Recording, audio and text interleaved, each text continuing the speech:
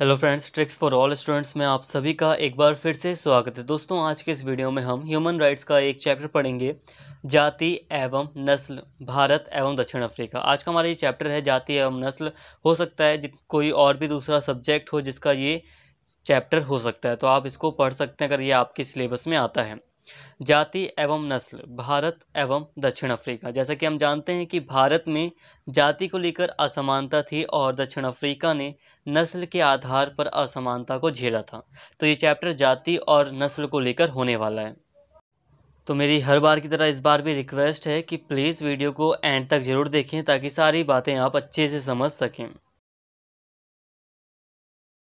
तो दोस्तों, सबसे पहले बात करते हैं जाति की। देखिए, डायरेक्टली हम टॉपिक पर आ रहे हैं, बट उससे पहले एक बात कहूँगा कि हो सकता है कि मैं चाहता तो इस वीडियो को काफ़ी छोटा बना सकता था, बट फिर मैंने सोचा कि इस वीडियो को पूरा पढ़ाते हैं ताकि सारी, अगर मैं टॉपिक आपको पढ़ाऊँगा, सारी बातें अगर आपको बताऊँगा तो काफ़ी बेटर तरीके से आप उनको शॉर्ट पॉइंट में याद रख पाएंगे। देखो, थोड़ा सा पढ़ाऊँगा तो थोड़ी आप बहुत ही कम याद रखेंगे। जब बहुत ज़्यादा पढ़ा दूँगा तो एटलीस्ट आप थोड़ा तो याद रखेंगे कि आप बना बनाकर काफ़ी अच्छा अपना आंसर लिख सकते हैं। तो यहाँ पर नोट्स अगर थोड़े डिफ़िकल्ट भी होंगे तो कोई टेंशन नहीं, आप देखते रहिए, इन नोट्स को पढ़ते रहिए। मैं जब आपको समझाऊँगा हर बार की तरह, तो ऐसे समझाऊँगा कि आपके माइंड में वो चीज़ सेव हो जाएगी और वो चीज़ आपको अगर समझ आ जाएगी तो काफ़ी बेटर तरीके से आप अपने एग्ज़ाम में लिख कर आ सकते हैं। तो प्लीज़ समझने पर फोकस करना, सारी चीज़ें मैं समझाने की पूरी कोशिश करूँगा। तो बात करते हैं जाति व्यवस्था की उत्पत्ति की, कि आखिर भारत में जाति व्यवस्था की उत्पत्ति कैसे हुई। वैसे आप लोगों में से लोग हैं जो कि स्टूडेंट्स हैं जो पहले से ही इन सब चीज़ों से परिचित होंगे, बट फिर भी कुछ नई चीज़ें जानने को मिलेंगी। जाति की जटिलता के कारण इसकी कोई एक परिभाषा देना मुश्किल है। जाति को अध्ययन करने की कई सिद्धांत हैं। उदाहरण के लिए ऋग्वेद, सभी के बीच सबसे लोकप्रिय सिद्धांत में ब्रह्मांड के पहले व्यक्ति ब्रह्मा ने भारत के वर्तमान समाज को बनाने के लिए खुद को नष्ट कर दिया। उनके शरीर के विभिन्न अंग वास्तव में विभिन्न वर्ण श्रेणियों का प्रतिनिधित्व करते हैं। उदाहरण के लिए, ब्राह्मण उनके सिर से निकले जो ज्ञान देते हैं एवं अत्यधिक बुद्धिमान हैं। पुजारी और शिक्षक इस श्रेणी में आते हैं। क्षत्रिय समुदाय उनके कंधों और भुजाओं की उपज है जो योद्धाओं और शासकों का प्रतिनिधित्व करते हैं। वैश्य उनकी जांघों से आते हैं। इसमें मुख्य रूप से व्यापारी, किसान, वाणिज्य इस श्रेणी में आते हैं। शूद्रों की उत्पत्ति उनके पैरों से मजदूर के रूप में हुई है। लेकिन कोई भी परिभाषित नहीं करता है कि ये दलित कौन हैं, जिन्हें अवर्ण भी कहा जाता है। मतलब ये किसी वर्ण में शामिल नहीं थे और इनको सभी के लिए सफाई सेवाएं सौंपी हैं। देखिए दोस्तों, समझिए अब। देखो, जाति अपने आप में कोई शब्द नहीं है, ये खुद में एक व्यवस्था है, शब्द से भी ऊपर है। अब जाति अपने आप में एक व्यवस्था है, एक पूरा का पूरा एक सिस्टम है। इसी कारण से ये बहुत ज़्यादा जटिल है, कॉम्प्लेक्स है, जिस कारण से इसकी कोई निश्चित परिभाषा नहीं दी जा सकती या इसकी कोई एक स्पष्ट कोई एक परिभाषा या डेफिनेशन नहीं है। अगर हम बात करें जाति की उत्पत्ति भारत में कैसे हुई, तो ये जो सबसे लोकप्रिय सिद्धांत है वो हमें ऋग्वेद से मिलता है और सभी लोग इस बात को मानते हैं। मैक्सिमम लोग, जब हम जाति का अध्ययन करते हैं कि भारत में आखिर जाति का ऑरिजिन कैसे हुआ, उत्पत्ति कैसे हुई, जाति का जन्म कैसे हुआ, तो ये हमें भारत में जो 4 वेद है ना, तो उनमें से एक वेद है ऋग्वेद। तो ऋग्वेद में कुछ लिखा हुआ है जाति के बारे में जो सिद्धांत दिया गया है वो सबसे ज़्यादा लोकप्रिय है, काफ़ी लोग उस पर विश्वास करते हैं। तो ऋग्वेद में कहा गया है कि जो ब्रह्मांड के पहले व्यक्ति थे ब्रह्मा, जिन्हें ब्रह्मा माना जाता है, वो अपने आप को नष्ट कर लेते हैं और वर्तमान भारत का समाज बनाते हैं। ये सिद्धांत काफ़ी माना जाता है भारत में। अब जो ब्रह्मा थे वो एक बहुत बड़े व्यक्ति होते हैं, पूरा का पूरा उनका बहुत बड़ा विशाल शरीर होता है, और उन्हीं के शरीर से जो भारत में जाति व्यवस्था थी जिसमें 4 वर्ण हुआ करते थे, ब्राह्मण, क्षत्रिय, वैश्य और शूद्र, उन्हीं के शरीर से बने हैं। जैसे कि जो उनका सिर था उससे उत्पत्ति हुई है ब्राह्मणों की। सिर का मतलब दिमाग होता है, कि सिर में दिमाग होता है, तो मतलब ब्राह्मण जो थे वो ज्ञानी थे, ये बातें की गई। और जो क्षत्रिय जो थे वो कंधों यानी कि भुजाओं वगैरह से हुए, उनका जन्म हुआ था। जो ब्रह्मा थे उनकी भुजाओं से क्षत्रियों का जन्म हुआ था तो क्षत्रिय क्या थे? योद्धा थे, लड़ाकू थे, सैनिक थे, राजा थे, शासक थे। और जो वैश्य थे, जो तीसरा वर्ण था, वैश्य जाति से कह सकते हो आप, वो ब्रह्मा की जांघों से जन्मे थे, जिसमें कि व्यापारी, किसान, वाणिज्य जो करते हैं, व्यापारी वगैरह, किसान वगैरह जो थे वो आते थे इसमें। और जो शूद्र थे वो उनके पैर से, उनकी जो शूद्र थे उनकी उत्पत्ति ब्रह्मा के पैरों से हुई थी, इसलिए वो सबसे ज़्यादा नीचे थे। जिनका काम, जो ऊपर के 3 वर्ण हैं उनकी सेवा करना था, मजदूर के रूप में वो उनकी उनकी सहायता करते थे, सेवा करते थे। देखिए यहाँ पर जो वर्ण व्यवस्था थी, जो ब्रह्मा थे उनका शरीर से ऊपर से नीचे की ओर जाते समय जितने भी वर्ण थे उनकी वैल्यू भी कम हो रही थी। जैसे कि ब्राह्मण सबसे ऊपर थे, जिनका जिनका जन्म उनके ब्रह्मा के सिर से हुआ था, तो उनका सम्मान सबसे ज़्यादा था। फिर क्षत्रिय थे जो कि उनकी भुजाओं से जन्मे थे, उनका स्थान दूसरे नंबर पर था पूरी वर्ण व्यवस्था में। और ये भी एक कारण था कि जो क्षत्रिय थे वो ब्राह्मणों से थोड़ा सा एक तरह से जलन की भावना थी, वो भी चाहते थे कि ब्राह्मणों का मतलब जो इतना वर्चस्व है वो कम हो, शासक भी चाहते थे। उसका कारण यही था कि जो क्षत्रिय थे वो भले योद्धा थे, भले राजा थे, बट उनको भारतीय समाज में दूसरा स्थान मिला हुआ था। इसके अलावा जो तीसरा थे, जो वैश्य थे, वो जैसे ही नीचे क्रम में आते हैं ब्रह्मा के शरीर में, तो उनका स्थान दोनों ऊपर के वर्ण से नीचे हो जाता है और फिर सबसे नीचे शूद्र आते हैं। यहाँ पर लास्ट में कहा गया है दलित। अब दलित की अगर बात की जाए ना, तो ये वर्ण व्यवस्था से ना, वर्ण व्यवस्था से बाहर रखा गया था इन्हें। इनके बारे में स्पष्ट रूप से दलित के बारे में कोई नहीं बताता कि दलित किस वर्ण में था। ऐसा इसलिए क्योंकि जो दलित थे उनकी स्थिति शूद्रों से भी खराब थी। शूद्रों की स्थिति कुछ खास अच्छी नहीं थी, बट दलितों में अछूत माना जाता था लोगों को, कि उन्हें छुआ भी नहीं जाता था, देखा भी नहीं जाता था बहुत लोगों को उनमें से, और उन्हें बहुत दूर रखा जाता, जो ऊंची जातियां थी उनसे बहुत दूर बसाया जाता था या दूर रखा जाता था। तो इस कारण से दलित किसी वर्ण व्यवस्था में नहीं थे और बहुत ही दबे कुचले हुए लोग थे, शूद्रों से भी ज़्यादा। तो यहाँ तक मैंने आपको बस ये बताया कि जाति व्यवस्था की उत्पत्ति कैसे हुई, बहुत ही 2 लाइन बताई मैंने अभी आपको। जाति व्यवस्था की इस जो उत्पत्ति है वो ऋग्वेद के अनुसार अगर हम बात करें तो ब्रह्मा नाम के एक बहुत बड़े मतलब पुरुष कह सकते हो, पहले व्यक्ति थे जिनके शरीर से 4 वर्णों की उत्पत्ति हुई, ब्राह्मण, क्षत्रिय, वैश्य और शूद्र। यही मैंने आपको अभी तक बताया। कर्म और पुनर्जन्म सिद्धांत दूसरा सिद्धांत है जो बताता है कि किसी की भी जाति उसके पिछले जन्म के कर्मों पर निर्भर है। यदि किसी व्यक्ति ने अच्छा कर्म किया है तो उसका वर्तमान समाज में ब्राह्मण के रूप में पुनर्जन्म होगा। हिंदू जो शूद्र या अछूत के रूप में पैदा हुए हैं, उन्होंने अपने स्वयं के उत्पीड़न का विरोध करने के बजाय समर्थन करना सीखा है। देखिए दोस्तों, मैं चाहता तो वीडियो को शॉर्ट करके जितना मैंने आपको अभी टॉपिक पढ़ाया उतने में ही जाति की उत्पत्ति का टॉपिक ख़त्म कर सकता था, बट प्लीज़ ये चीज़ें इंपॉर्टेंट है इसीलिए मैं आपको यहाँ पे बता रहा हूँ। तो बस आप इसे सुन सकते हैं, ज़रूरी नहीं कि आप अपने नोट्स में शामिल ही करें हर बात को, बट मैं चाहता हूँ कि आपको जानकारी सारी मिले, कुछ अलग भी सीखें आप, कुछ अलग भी बातें आपको पता चलें। तो देखिए, जो हमारे यहाँ जो व्यवस्था रही है हिंदू समाज में या भारतीय समाज में, अब उसमें ये मान्यता थी कि ये जो कर्म और पुनर्जन्म का सिद्धांत था, ये क्या सिद्धांत था? जाति व्यवस्था के अंतर्गत ये सिद्धांत था कर्म का और पुनर्जन्म का। अब लोगों को कहा गया कि आप जैसा कर्म करेंगे, जैसा काम करेंगे वर्तमान समय में, आपको वैसा ही पुनर्जन्म मिलेगा। अगर आप बेकार काम करेंगे तो आप शूद्र में जन्म लेंगे, अगर आप बहुत ज़्यादा बेकार काम करेंगे तो आप दलित में जन्म लेंगे, दलित के परिवार में जन्म लेंगे। ये ऐसी मान्यताएं स्थापित की गई थी भारतीय समाज में। और कहा गया था कि जो अच्छा कर्म करेगा तो उसे ब्राह्मणीय या क्षत्रिय वर्ण में उसका जन्म होगा, उस परिवार में जन्म होगा, ऊंचे परिवार में जन्म होगा। अब कर्म का क्या मतलब है? कर्म का मतलब है कि जैसे कि वर्ण व्यवस्था में आपको जाति मिली है मान लो शूद्र की, तो आपका कर्म हो गया कि ऊपर के 3 वर्णों की सेवा करो, दिल लगाकर करो, मन लगाकर उनकी सेवा करो। यही आपका कर्म है, यही आपका धर्म है, यही आपका कर्तव्य है। अगर आप अच्छे से करते हो तो आपको पुनर्जन्म में अच्छा जीवन मिलेगा, मतलब अच्छे परिवार में, बड़े परिवार में आपका जन्म होगा। ऐसी मान्यताएं थी, ठीक है, ऐसी मान्यताएं हिंदू धर्म में थी। मैं नहीं कह रहा हूँ कि होगा। अब देखो दोस्तों, एक बहुत बड़ी चीज़ है, सीरियसली लो इसको, कि आप जो आपके खिलाफ जो शोषण हो रहा है आप उसके लिए आवाज़ भी नहीं उठा सकते।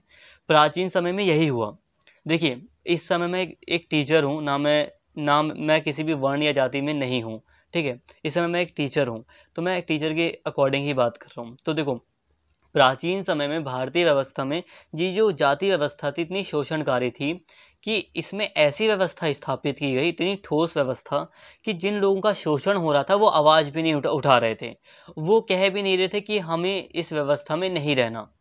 इसका कारण क्या था? इसका कारण ये था कि जो करता है भगवान करता है। यहाँ पर मान लिया गया कि भगवान ने ही हमें इसमें जन्म दिया है, हमने ही पिछले जन्म में बुरे कर्म किए होंगे इसलिए हमें शूद्र बनाया है, हमने लग रहा है पिछले जन्म में बहुत ही ज़्यादा बुरा काम किया है इसलिए हम दलित में पैदा हुए हैं। तो ऐसी मान्यताएं थी। निचली जातियाँ जो दोष थी ना वो ऊंची जातियों को नहीं देती थी, जो निचली जातियाँ थी वो दोष देते थे अपने आप को ही देते थे और फिर कहते थे कि भगवान ने ही हमें इसमें दिया है जन्म। तो कुल मिलाकर कहा जाए तो ऐसा आडंबर रचा गया था जिसमें कि ये छोटी जातियाँ, निचली जातियाँ, दबी कुचली जातियाँ आवाज़ भी नहीं उठा पाती थी। इस सिद्धांत के अनुसार हिंदू धर्म निम्न जाति के लोगों को सिखाता है कि उनके अगले जीवन में उनकी स्थिति में सुधार करने का तरीका एक सदाचारी जीवन व्यतीत करना है।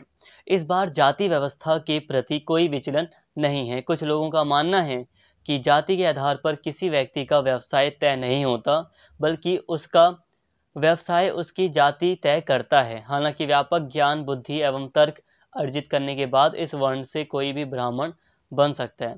तो ऐसी मान्यता भी थी कि अगर कोई व्यक्ति ज़्यादा अच्छा ज्ञान प्राप्त कर ले तो वो ब्राह्मण भी बन सकता है, बट मेरे हिसाब से तो ऐसा नहीं था। तो ऐसा कुछ खास रहा नहीं था कि कोई व्यक्ति अगर बहुत अच्छा ज्ञान प्राप्त कर ले, स्पेशली उत्तर वैदिक काल के बाद मैं बात कर रहा हूँ, तो वो ब्राह्मण बने, ऐसा कुछ ज़रूरी नहीं था। जो शूद्र में जन्मा था वो शूद्र ही रहा, जो ब्राह्मण में जन्मा था वो ब्राह्मण ही रहा। हाँ, ये था जो परिवर्तन जब होता था वर्ण व्यवस्था में, जो परिवर्तन जारी था वो था ऋग्वैदिक काल में। ऋग्वैदिक काल में क्या था कि आपकी काम के ऊपर डिपेंड था आपका वर्ण। अगर आप टीचर का काम कर रहे हो तो बता दिया कि आप ब्राह्मण हो, ठीक है। अगर आप ज्ञानी हो तब आपका वर्ण ब्राह्मण होगा, बट अगर आप निचला काम कर रहे हो तो इसलिए आपको नीचा वर्ण दिया गया।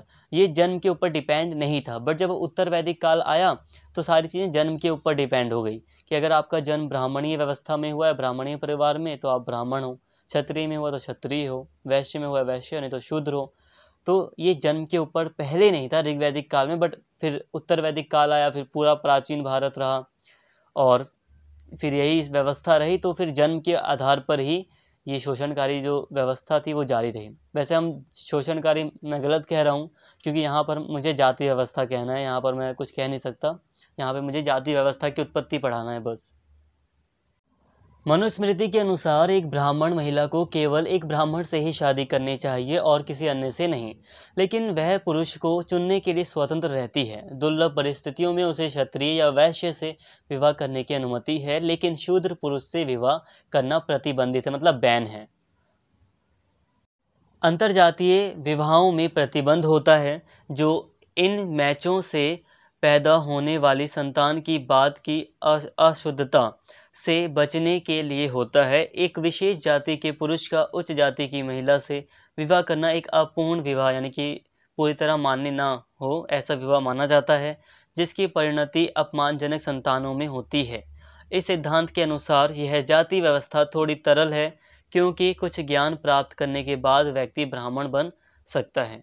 तो यहाँ पर जो सिद्धांत था मनुस्मृति के कॉन्टेक्स्ट में मैं बात करूँ, अगर मैं प्रैक्टिकली ना हूँ, प्रैक्टिकल ज़मीनी स्तर पर ना देखूँ, अगर मैं मनुस्मृति के अकॉर्डिंग बात करूँ, तो बात ये थी कि यहाँ पर बताया गया था कि अगर कोई ज्ञानी व्यक्ति आता है, कोई ज्ञान व्यक्ति अगर प्राप्त कर लेता है तो वो ब्राह्मणीय वर्ण में आ सकता है। कोई अगर व्यक्ति है जो काफ़ी ज्ञानी हो जाता है, काफ़ी बुद्धिमान होता है, तो वो ब्राह्मणी व्यवस्था में आ जाता है। बट यहाँ पे मैं बात करूँ तो देखिए, अब यहाँ पर शादी वगैरह से संबंधित, विवाह वगैरह से संबंधित भी नियम वगैरह बना दिए गए कि एक जाति के अंदर विवाह नहीं होगा, अंतरजातीय विवाह नहीं होगा, प्रतिबंध था। और जैसे कि अंतरजातीय मेनली यहाँ पर है कि जैसे कि क्षत्रिय ब्राह्मण ऐसे विवाह नहीं होंगे, क्षत्रिय वैश्य ऐसे विवाह नहीं होंगे, जो क्षत्रिय है तो क्षत्रिय के साथ ही विवाह होगा। तो अब इस जाति व्यवस्था की उत्पत्ति में कई सारे नियम भी बनाए गए थे विवाह से संबंधित, कि कई तरह के विवाहों पर बैन लगाया गया था, प्रतिबंध लगाया गया था, कई तरह के नियम बनाए गए थे। समय के साथ जाति व्यवस्था कठोर हो जाती है और जाति के नियम समाज में हर जगह देखे जा सकते हैं। जैसे आप जहाँ काम करते हैं, किसके साथ चाय या भोजन करते हैं, जहाँ आप किससे और किस संस्कृति या परंपरा के अनुसार शादी करते हैं, यह एक कारण है कि दलितों को उच्च जाति समुदाय को छूने की अनुमति नहीं थी और उन्हें उच्च जातियों से एक निश्चित दूरी पर रखा जाता था। तो दोस्तों यही बात है कि जब ऋग्वैदिक काल था तो उस समय भी वर्ण व्यवस्था थी, बट वो इतनी कठोर नहीं थी, लचीली थी। वर्ण व्यवस्था में कई सारे लोग ब्राह्मण वर्ण में भी शामिल हो गए थे, कई लोग शूद्र भी बन गए थे। तो ये उनका काम के ऊपर था डिपेंड, और एक ही परिवार के लोग कई तरह के काम भी करते थे ऋग्वैदिक काल में, जो हमें जानकारी मिलती है। बट फिर धीरे धीरे जैसे जैसे टाइम बीतता गया, ये व्यवस्था कठोर होती गई, जन्म के ऊपर ही पूरी तरह आधारित हो गई। तो कोई नया व्यक्ति किसी दूसरे वर्ण में शामिल नहीं हो सकता था, चाहे वो कितना ही ज्ञानी हो, कितना ही बुद्धिमान क्यों ना हो। बट फिर ये धीरे धीरे और भी ज़्यादा कठोर हुई और इसमें कई सारे नियम जुड़ गए। जैसे कि विवाह से संबंधित नियम आ गए, आप कहाँ काम कर सकते हैं। अगर आपकी जाति शूद्र है तो आप कोई बड़ा काम नहीं कर सकते, आपको यही काम करना पड़ेगा। अगर आप किसके साथ भोजन कर रहे हैं, आप ब्राह्मण के साथ भोजन नहीं कर सकते, आपको इन्हीं के साथ भोजन करना पड़ेगा। तो अब कई सारे नियम, कठोर नियम भी बन गए। भारतीय उपमहाद्वीप में बौद्ध धर्म के उदय के बाद 6ठी शताब्दी ईसा पूर्व के आसपास निचली जातियों के कई व्यक्ति जो शोषण से तंग आ चुके थे, बौद्ध धर्म में परिवर्तित हो गए।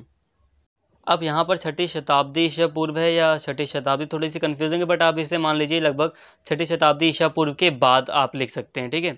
6ठी शताब्दी ईसा पूर्व के बाद जो थे निचली जातियाँ थी वो बौद्ध धर्म में शामिल हुई थी। एक धर्म के रूप में बौद्ध धर्म हिंदू समाज की हिंसा की प्रतिक्रिया के साथ शुरू हुआ, जिसमें जाति व्यवस्था की क्रूरता भी शामिल थी। अब यहाँ पर थोड़ा सा शब्द आया हिंदू धर्म में हिंसा, तो वैसे तो माना नहीं जाता कि हिंदू धर्म एक हिंसक धर्म है, माना तो बिल्कुल वैसे जाता नहीं है। बट यकीन मानिए, जब प्राचीन टाइम था तो आप जानते हैं ना कि जो क्षत्रिय थे उनका धर्म था युद्ध करना, तो थोड़ा समझ रहे हैं। तो यहाँ पे थोड़ा हिंसा थी, शामिल थी हिंसा, ठीक है। तो हिंदू धर्म में जो थोड़ा सा हिंसक था, उसके विपरीत जो बौद्ध धर्म था वो पूरी तरह अहिंसक धर्म था।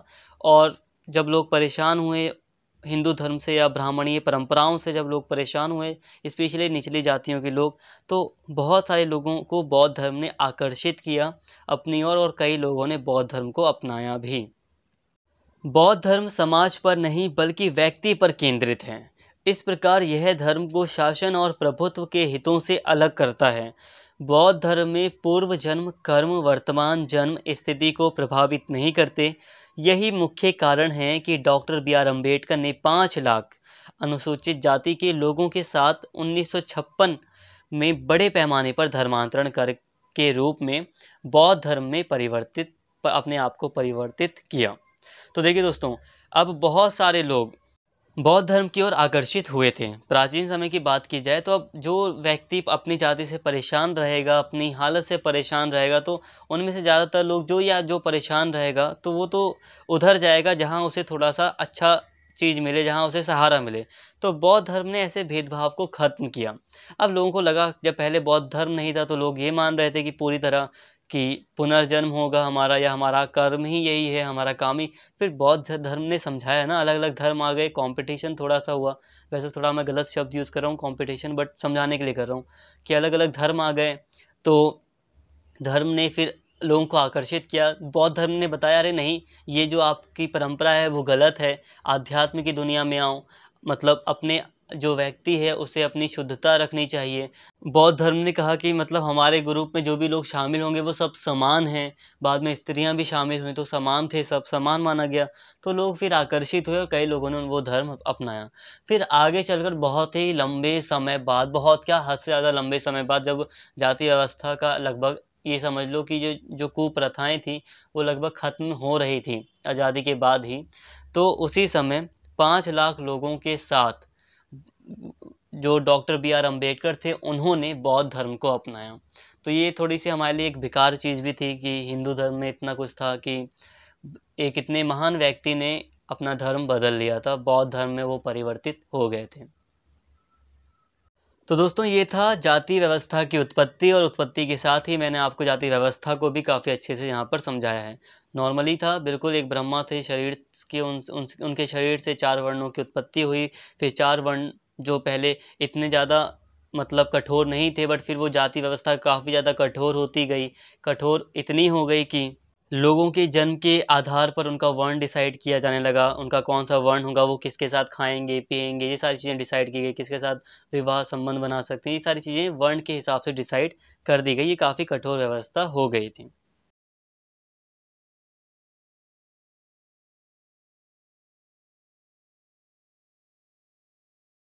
अब देखिए दोस्तों, मैंने आपको यहाँ तक जितना पढ़ाया उसमें मैंने आपको 2 बातें पढ़ाई। एक बात पढ़ाई कि जाति व्यवस्था की उत्पत्ति कैसे हुई, यानी कि जाति व्यवस्था का जन्म कैसे हुआ, और दूसरी चीज़ मैंने आपको पढ़ाई कि आखिर जाति व्यवस्था कैसी थी। शुरू-शुरू में जाति व्यवस्था ठीक थी, इतनी बेकार नहीं हुई थी, बट फिर धीरे-धीरे ये शोषणकारी बन जाती है समाज में। इसमें कई कठोर नियम आ जाते हैं। ये मैंने आपको अभी तक बात बताई। अब इसी में आ जाता है कि ये व्यवस्था काफ़ी कठोर हो जाती है, काफ़ी शोषणकारी हो जाती है।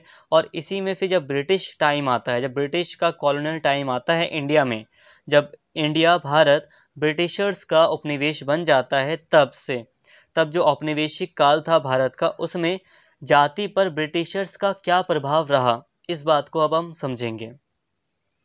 तो बात कर रहे हैं जाति पर ब्रिटिश प्रभाव की। बहुत सारी बातें करनी है ब्रिटिश प्रभाव के बारे में, बस मैं जल्दी से आपको थोड़ा सा बताता हूँ।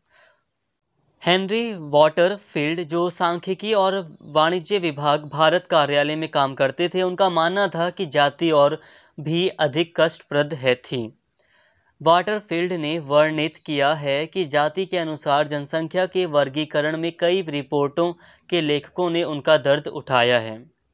1892 की जनगणना के लिए वाटरफील्ड ने विचार किया कि भारतीयों को 4 वर्ण प्रणालियों के साथ वर्गीकृत करना आसान होगा। जैसा कि हम सभी जानते हैं कि वर्ण व्यवस्था को 4 श्रेणियों में विभाजित किया गया है। ऑलरेडी पहले से 4 वर्णों में 4 श्रेणियों में वर्ण व्यवस्था विभाजित है। लेकिन यह W.R. कॉर्निश थे जिन्होंने देखा कि यह संदेहास्पद है कि कोई भी अवधि थी जिसके दौरान हिंदू केवल 4 श्रेणियों में विभाजित थे और इससे भी अधिक विभाजन मौजूद थे। देखिए दोस्तों, अब जैसे कि कुछ अंग्रेज लोग थे, कुछ ब्रिटिशर्स थे, उनका मानना था कि ये जो जातियां हैं वो बहुत ही ज़्यादा कंफ्यूजिंग है। देखो, वर्ण को हटाओ और जाति को रखो तो आप क्या समझते हो? जातियां हजारों थीं, जातियां बहुत सारी थीं। वर्ण तो सिंपल थे 4, वैश्य, क्षत्रिय, ब्राह्मण, ये 4 थे मेनली जो थे शूद्र। तो ये 4 वर्ण थे, बट जब जातियों की बात आती थी तो बहुत सारी थी, तो बहुत कन्फ्यूजिंग थी। ये स्वीकार किया गया है। वहाँ पे जो कार्यालय में काम करने वाले लोग थे, जो ब्रिटिशर्स थे, वो इस बात को मानते थे कि बहुत कन्फ्यूजिंग है। इसलिए जो वाटरफील्ड थे उन्होंने माना कि देखो, भारत में जो जातियां हैं ना, उनको 4 वर्गों में ही बांटते हैं, और पहले से भी भारत में जो जातियां थी वो 4 वर्णों में बटी हुई थी, तो ये आसान था थोड़ा। बट एक और विद्वान थे, एक और विचारक थे, W.R. कॉर्निश। पता नहीं विचारक थे कौन थे, मुझे भी सही से नहीं पता, बट एक व्यक्ति थे, ब्रिटिशर थे, W.R. कॉर्निश। इन्होंने देखा और इन्होंने माना कि जरूरी नहीं है कि ऐसा कोई भी, ये मानते थे कि सही मायने में देखा जाए, लगता नहीं कि ऐसा कोई भी समय था जब भारत में केवल 4 ही वर्ण थे या 4 ही श्रेणियां थी। अब इनका तात्पर्य है, इनका मतलब है कि ये कहने का कि भारत में एक और दबा कुचला हुआ वर्ग मौजूद था। जैसे कि हमें बड़े रूप में क्या दिखाई देता है? ब्राह्मण दिखाई देते हैं, क्षत्रिय, वैश्य और शूद्र, ये 4 दिखाई देते हैं। बट हकीकत ये थी कि इनके अलावा भी एक वर्ग था। 4 के अलावा भी था ना, दलित था, जिसे हम अछूत भी कहते हैं या दबे कुचले लोग कहते हैं, जिन्हें बहुत दूर बसाया जाता था गाँव के। अब इसमें कुछ अछूत थे और जैसे आपने सुना होगा चांडाल वगैरह लोग थे जिन्हें देखा भी नहीं जाता था। तो ऐसे लोग भी थे जिन्हें वर्ण व्यवस्था से बाहर रखा गया था।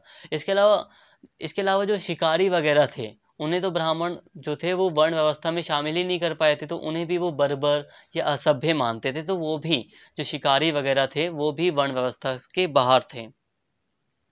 इसलिए अंग्रेजों ने 4 वर्ण व्यवस्था को लोकप्रिय बनाया, जिसमें ब्राह्मणों को शीर्ष पर विशेषाधिकार प्राप्त वर्ग के रूप में वर्गीकृत किया गया था।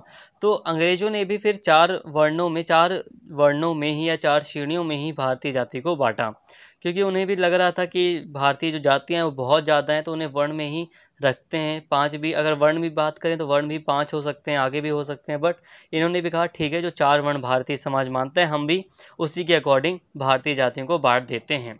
ये हमारे लिए काफ़ी लोकप्रिय रहेगा, हमारे लिए काफ़ी ईज़ी रहेगा। अब भारतीय समाज में पहले से ही ब्राह्मणों को, जो ब्राह्मण जाति के लोग थे, उनको विशेषाधिकार मिला हुआ था। तो इसी कारण से फिर जो अंग्रेज थे, उन्होंने भी इस चीज़ को बनाए रखा और ब्राह्मणों को अपनी जो श्रेणियाँ थी 4 जातियों की, 4 वर्णों की, उसमें शीर्ष पर रखा। मतलब अंग्रेजों ने ब्राह्मणों को भी काफ़ी विशेषाधिकार वर्ग माना या विशेषाधिकार वर्ग के रूप में उनको स्वीकार किया।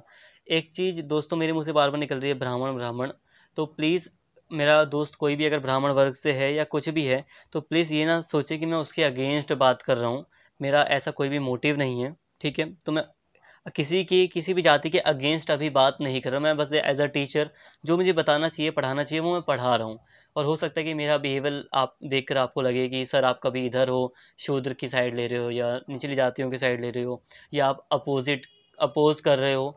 मेरा उससे कोई लेना-देना नहीं है, मैं बस आपको पढ़ाना चाहता हूँ।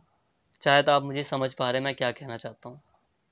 एक्चुअली मैं हमेशा न्यूट्रल रहता हूँ, जो बात सही है तो उसके साथ में हमें रहना है, बाकी हमें न्यूट्रल भी रहना है। उस समय का समाज अलग था, व्यवस्थाएँ अलग थी, तो ऐसी चीज़ें थी और जो था वो बताया जा रहा है आपको। बाकी हाँ, अगर आप देखेंगे, इतिहास देखेंगे, जब भक्ति आंदोलन शुरू हुआ था, तो जो कि ब्राह्मणीय व्यवस्था के अपोज़िट में था भक्ति आंदोलन, बट फिर भी उसमें भी कुछ ब्राह्मण शामिल थे। तो ऐसे बहुत कम उदाहरण हैं, बट ऐसे उदाहरण हैं जिसमें कुछ ब्राह्मणों ने खुद की ही परंपरा का विरोध किया था, या जो खुद की जो शोषणकारी व्यवस्था थी उसका विरोध किया था। तो ऐसा नहीं कि सभी बेकार थे, तो कुछ सही भी थे, कुछ मानते थे कि समाज में सुधार होना चाहिए, तो वो आगे भी आ रहे थे। अब देखिए दोस्तों, ब्राह्मणों को ऊँचे स्थान पर रखा गया अंग्रेज़ों के द्वारा भी, और इसी कारण से जो नौकरियाँ वग़ैरह निकाली जा रही थी, क्योंकि देखो ब्राह्मण पढ़े लिखे थे, झूठ क्या बोला जाए कि उनको समाज में इतना अधिकार था, पढ़ने लिखने का साफ अधिकार था उनको, वही टीचर भी रहे थे। तो भारतीय समाज के बारे में वो ज़्यादा कुछ जानते थे, भारतीय व्यवस्थाओं के बारे में वो काफ़ी कुछ जानते थे। इसीलिए अंग्रेज़ उनकी सहायता भी चाहते थे, और जो भी नौकरियाँ निकली उन्हें उसमें इन जो ये ब्राह्मण थे वर्ग था, उसने काफ़ी बढ़ चढ़ के उसका फ़ायदा उठाया और कई सारी नौकरी के पद पर ब्राह्मण आसीन हुए या बैठे। देखिए, अब इंग्लिश वगैरह जो सीखने का अधिकार भी आया, जब इंग्लिश वगैरह आई भारत में, तो वो भी ब्राह्मणों ने सीखी। तो इस कारण से वो उनको ये लाभ हुआ, तो उन्होंने जब एग्ज़ाम वगैरह दिए, जो कि ज़्यादातर इंग्लिश में होता था, तो उस एग्ज़ाम को पास भी फिर वही व्यक्ति कर सकता है जो इंग्लिश पढ़ा लिखा हो। तो स्पेशली पहले ब्राह्मणों ने ही सीखा था ये सब ज़्यादा, तो वो काफ़ी पढ़े लिखे थे, तो उन्हें आसानी से ये नौकरियाँ मिली, तो उनको एक लाभ मिला। जो विशेषाधिकार का जो लाभ था उन्हें मिला। देखो कॉमन सी बात है, जो पहले से ही अमीर है वो और अमीर होगा, जिसके पास पहले से ही रिसोर्सेज हैं, संसाधन हैं, वो आगे जाएगा। जैसे कि मान लो, अब कोई बच्चा है जो यूपीएससी की तैयारी कर रहा है, आईएएस की तैयारी कर रहा है, अब उसके पास पहले से ही सब कुछ है। सब कुछ का मतलब उसके पास कोचिंग है, कोचिंग के साथ उसका पूरा रूटीन बना हुआ है, उसको पैसे की हेडेक नहीं है, तो मैक्सिमम चांस है कि वो आगे जाएगा। इसके साथ ही अगर मैं एक और एग्जांपल से समझाऊँ आपको, जैसे कि मान लो किसी की कोई दुकान है, अब कोई एक व्यक्ति है जिसके पास पैसा है, तो वो अच्छा सा शोरूम खोल के बैठा है, उसके पास इतना पैसा है कि उसने अपनी दुकान में काफ़ी अच्छे से माल भर रखा है, सामान काफ़ी वैरायटी रख रखी है उसने, कि अगर कोई कस्टमर एंटर करेगा तो उसे सारे सामान हमारी शॉप पर मिल जाएंगे, हर वैरायटी मिल जाएगी। तो इससे क्या होगा, उसकी दुकान, ऑब्वियस सी बात है उसकी दुकान चलेगी, क्योंकि उसके पास सारा सामान है, तो ज़्यादा चांस है, सारे रिसोर्सेज हैं उसके पास। और दूसरा कोई व्यक्ति है जो स्टार्टिंग ही कर रहा है, उसने बस खोली है, ऑर्डर पर काम कर रहा है, रेडीमेड सामान उसकी दुकान में नहीं है, तो जाहिर सी बात है उतना वो सक्सेस नहीं होगा जितना जिसके पास पहले से ही संसाधन है, वो व्यक्ति उतना सक्सेस होगा, तो उतना कम वाला व्यक्ति सक्सेस नहीं हो पाएगा। तो यहाँ पर भी कि ब्राह्मण पहले से ही विशेषाधिकार में रह रहे थे, प्रिविलेज क्लास थी काफ़ी, मतलब समाज में उन्हें काफ़ी कुछ अधिकार मिले हुए थे, पढ़ने लिखने का सबसे बड़ा अधिकार उन्हीं के हाथ में था, जिसके कारण फिर वो ये जो कई सारे सरकारी नौकरी के जो पद थे ब्रिटिशर्स के टाइम पर, उन पे भी वो आसीन हुए थे, बैठे थे, मतलब उन्हें भी वो पद मिले थे। इसके अलावा पता चलता है कि जो वॉरेन हेस्टिंग थे, उन्होंने 11 ब्राह्मणों को अपने लिए काम पर रखा था। के लिए मतलब कि जो ब्राह्मण जो पूरे भारत में व्यवस्था थी उसके बारे में जो पंडित थे, जो ब्राह्मण थे, वो उन्हें वॉरेन हेस्टिंग को बता सकें। वॉरेन हेस्टिंग को पता है ना कौन थे? जो बंगाल के पहले गवर्नर जनरल थे, तो वॉरेन हेस्टिंग थे वो बंगाल के गवर्नर जनरल। तो उन्होंने 11 ब्राह्मण पंडितों को अपने पास रखा था। पंडित का मतलब ही होता है विद्वान, ताकि वो बता सकें वॉरेन हेस्टिंग को भारतीय समाज की परंपराओं के बारे में, भारतीय समाज में क्या नियम लागू हो सकते हैं उसके बारे में। तो इसका एक फ़ायदा ये मिला ब्राह्मणों को कि अब वो ब्रिटिशर्स के करीब थे, तो उन्होंने ब्राह्मणी जो जो जाति व्यवस्था के नियम थे उसकी कठोरता को बनाए रखा। अब अब उन्होंने फोर्स किया कि ये नियम जो हैं वो भारतीय समाज के अभिन्न अंग रहे हैं, जाति व्यवस्था के या भारतीय समाज के, हिंदू समाज के। तो इन ये जो नियम है कठोर नियम ही हैं, तो इनको तो जरूर लागू किया जाना चाहिए सरकार के द्वारा। तो इसी कारण से ये जो व्यवस्था थी वो ब्रिटिश टाइम पर भी बनी रही। देखो दोस्तों, मैं यहाँ पर समझाना क्या चाहता हूँ, मेरा मोटिव क्या है, अभी वाला यह जो टॉपिक चल रहा है उसमें यहाँ पे समझाया जा रहा है कि जो अंग्रेज़ थे, ब्रिटिशर्स थे, वो वर्ण व्यवस्था को बनाए रख रहे थे। उन्होंने कोई स्टार्टिंग में उन्होंने कोई सुधार वगैरह नहीं किया या कुछ वो अलग नहीं करने जा रहे थे। वो भी वर्ण व्यवस्था को बनाए रख रहे थे, क्योंकि वो नए नए देश से आए हैं, वो दूर से आए हैं, उन्हें अपना शासन स्थापित करना है देश में। तो वो भी नहीं चाहते कि अभी हम डायरेक्ट जनता से मतलब हम डायरेक्ट लड़ें। राजा से लड़ सकते हैं, जनता से नहीं, जनता में बहुत ताकत होती है। तो वो नहीं चाहते थे कि हम भारतीय समाज में अभी छेड़खानी करें। अभी अभी हम उस स्थिति में नहीं हैं, अभी हम नए नए हैं, अभी हम अपने शासन को स्थापित कर रहे हैं। तो शुरुआत में यही हुआ था कि ब्रिटिशर्स ने ही जो वर्ण व्यवस्था थी उसको बढ़ावा दिया था, और स्पेशली जो ब्राह्मण वर्ग था उसको काफ़ी विशेषाधिकार दिया था, और काफ़ी बड़ा पूरे समाज में माना था, स्वीकार किया था। जो सुधार होते हैं वो तो आगे चलकर होते हैं, जब कुछ समय बीत जाता है ब्रिटिश शासन को, फिर राजा राम मोहन वगैरह आते हैं, सुधार होते हैं। अब हम उन्हीं की बात करेंगे, सुधारों की ही अब हम बात करेंगे। अब ब्रिटिश भारत के दौरान सामाजिक सुधार, अब हम इसकी बात कर रहे हैं। कुछ समाज सुधारकों ने भारतीय जनता के भय के बिना ब्रिटिश भारत के दौरान जातिगत असमानताओं की आलोचना की। उनमें से एक राजा राम मोहन रॉय थे, जिन्होंने एक पुराने बौद्ध ग्रंथ का अनुवाद किया जो जाति व्यवस्था की आलोचना करते थे। प्रार्थना समाज ने भक्ति परंपरा का पालन करते हुए सभी जातियों की आध्यात्मिक समानता में विश्वास किया, जबकि जाति के उन्मूलन के लिए समाज की स्थापना 1840 में बम्बई में की गई थी। अब दोस्तों, ब्रिटिश काल में भारतीय समाज में कई समाज सुधारक सामने आए, जैसे कि राजा राम मोहन रॉय, जिसमें जो सबसे पहले जो माने जाते हैं वो हैं राजा राम मोहन रॉय, जिनके द्वारा एक प्रार्थना समाज की स्थापना की गई थी, ब्रह्म समाज की स्थापना की गई थी।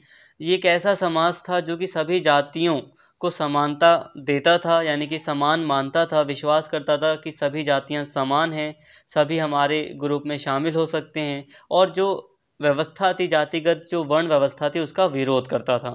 कहने का मतलब यह है कि ब्रिटिश भारत में सामाजिक सुधार शुरू हो गया था। राजा राम मोहन जैसे कई सारे विद्वान, कई सारे महान लोग, समाज सुधारक सामने आए, जिन्होंने जाति व्यवस्था का विरोध किया। अब देखो दोस्तों, कॉमन सी बात है, जो समझदार लोग थे, विद्वान थे, उनको समझ में आ चुका था कि अगर भारत को मुक्त कराना है, भारत को अपने पैरों पे खड़ा करना है, अगर भारत अपना शासन खुद चलाना चाहता है, तो वाकई में ही भारत को समानता का सिद्धांत लाना पड़ेगा, सभी व्यक्तियों को समानता देनी पड़ेगी। और यही एक कारण था कि भारत में जाति व्यवस्था इतनी थी, और यही एक बड़ा कारण था जिसके कारण भारत को ब्रिटिशर्स के द्वारा गुलाम बना लिया गया। अगर भारत में उतनी ज़्यादा एकता होती, जातिगत समानता होती, जो एकजुटता होती है, एकजुटता मतलब जो यूनाइटेड लोग रहते हैं, यूनाइटेड होकर, अगर ऐसा व्यवहार होता तो इतना आसान नहीं होता ब्रिटिशर्स के लिए भारत को गुलाम बना पाना। उच्च जातियों के कई विचारशील और शिक्षित लोग जाति व्यवस्था में पुनर्गठन के लिए आए थे और इन संघों के सदस्य बन गए। ये समाज सुधारक बार बार गुप्त बैठकों में भोजन की आदतों और छुआछूत पर जातिगत वर्चनाओं का उल्लंघन करते थे। यह उनके जीवन में जातिगत पूर्वाग्रह की पकड़ से छुटकारा पाने का एक प्रयास है। देखिए दोस्तों, भारत में कई सारे छोटे छोटे समाज, एक कुछ ग्रुप्स स्थापित किए गए, छोटे छोटे ऑर्गेनाइजेशन स्थापित किए गए, जो कि जातिगत भेदभाव का विरोध करते थे, जातिगत जो असमानता थी उसका कड़ा विरोध करते थे, और कई सारे लोग इन इन समाज सुधारकों के साथ जुड़ते चले गए। और ऐसी इन जो ये समाज सुधारक थे इनके द्वारा ऐसे काम किए गए जिसमें इन्होंने जातिगत जो नियम थे उसका उल्लंघन किया। ईसाई मिशनरियों ने 19वीं शताब्दी के दौरान आदिवासी समूहों और निम्न जाति के बच्चों के लिए स्कूलों की स्थापना शुरू की, जिन्होंने जाति सामाजिक व्यवस्था के अन्याय पर सवाल उठाया। इस प्रकार इन स्कूलों के बच्चों को बदलती दुनिया में अपना रास्ता बनाने के लिए कुछ संसाधनों से लैस किया गया था। तो देखिए दोस्तों, कुछ ईसाई मिशनरियाँ थी, उसका भारत में बहुत फ़ायदा हुआ, जिससे कि जाति व्यवस्था के खिलाफ आवाज़ भी उठाई गई। अब जो ये ईसाई मिशनरियाँ थी, इनका वैसे शुरू में मकसद ये था जी, जब इंग्लैंड में थी तो इन्होंने ईसाई धर्म को फैलाने के लिए भारत में प्रवेश किया था। बट फिर भी जब ये भारत में आई तो इन्होंने शिक्षा को फैलाया, इस जो इंग्लिश स्कूल होते हैं उनको स्थापित किया। तो हालांकि ये अपनी संस्कृति ही फैला रहे थे, बट फिर भी इसका फ़ायदा भारतीयों के लिए ये हुआ कि इन ईसाई मिशनरियों ने ये नहीं कहा कि ब्राह्मण आएंगे हमारे यहाँ सिर्फ, इन्होंने जो निम्न जाति के लोग थे उनको भी प्रवेश दिया या स्पेशली उनके लिए स्कूल खोले। तो भारतीय जाति व्यवस्था के लिए ये एक सकारात्मक प्रमाण था, जिससे कि जातिगत असमानता को कम करने का प्रयास किया गया। साथ ही गरीबों ने शहरों में खुलने वाली नौकरियों की तलाश में अनेक गांवों को छोड़ना शुरू कर दिया। जो फैक्ट्रियां बन रही थी उनमें काम था और नगर पालिकाओं में रोजगार की तलाश में आ गए वो लोग। शहरों का विस्तार करते हुए श्रम की नई मांगें पैदा हुई। नालों को खोदना था, सड़कें बिछानी थी, भवनों का निर्माण करना था और शहरों की सफाई करनी थी। इसके लिए कुली, खोदने वाले या वाहक, ईंट बनाने वाले, सीवेज क्लीनर, स्वीपर, पालकी रखने वाले, रिक्शा चलाने वाले जैसे मैनुअल श्रमिकों की आवश्यकता होती है। सभी गरीब लोग गांवों, छोटे शहरों और आसपास के आदिवासी क्षेत्रों से इस मैनुअल मतलब हाथ से काम के लिए आते हैं। उनमें से कई निचली जातियों से हैं और उन शहरों में जाने लगे जहां श्रम की नई मांग थी। एक बार इसे रीड कर लूँ तो आपको पूरा समझा देता हूँ। कुछ आधुनिक भारत में सबसे पुराने प्रवासन धाराओं में भी गए, यानी असम, मॉरिशस, त्रिनिदाद और इंडोनेशिया में वृक्षारोपण में काम करने के लिए गए।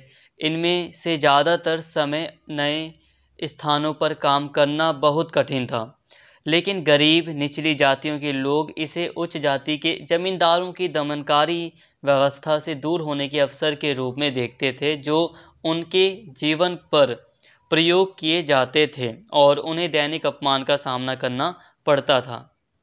इस श्रेणी के लिए केवल यही नौकरियां नहीं बची हैं। उदाहरण के लिए सेना ने अवसर प्रदान किए। एक अछूत जाति मानी जाने वाली सेना में कई महार लोगों को नौकरी मिली। B.R. अम्बेडकर जो दलित आंदोलन के नेता थे, उनके पिता एक आर्मी स्कूल में पढ़ाते थे। अब देखिए दोस्तों, अब मेनली इसे समझिए, जो भी मैंने अभी आप पे रीड किया उसे समझिए। अब क्या हुआ कि भारतीय समाज में सुधार हो रहा था। ब्रिटिश टाइम पर की बात की जा रही है। देखिए दोस्तों, भारत में ब्रिटिश काल में, औपनिवेशिक काल में बहुत सारे समाज सुधारक सामने आते हैं, जिनकी शुरुआत होती है राजा राम मोहन रॉय से। राजा राम मोहन रॉय के बाद बहुत सारे समाज सुधारक आते हैं, जैसे कि दयानंद सरस्वती हो गए या दूसरे और भी समाज सुधारक सामने आते हैं, जिसके कारण जाति व्यवस्था का विरोध किया जाता है और जाति में समानता की बात की जाती है। इसके साथ ही ईसाई मिशनरियाँ आती हैं, जिसके कारण फिर जो निचली जाति के लोग होते हैं उन्हें शिक्षा भी मिलती है। अब इसी बीच ब्रिटिश काल में ही भारत में कई शहर विकसित होते हैं, जैसे कि जानते हैं ना, मद्रास हो गया, चेन्नई हो गया, कलकत्ता हो गया या दिल्ली हो गया, या यहाँ पे ये जो नए शहर बन रहे थे। दिल्ली वैसे बहुत पुराना था, बट फिर भी अंग्रेज़ों के द्वारा ये जो नई जगह बसाई जा रही थी, तो यहाँ पर नए शहर बन रहे थे। इससे हो क्या रहा था कि अब इन शहरों में काम करने के लिए लोगों की आवश्यकता थी।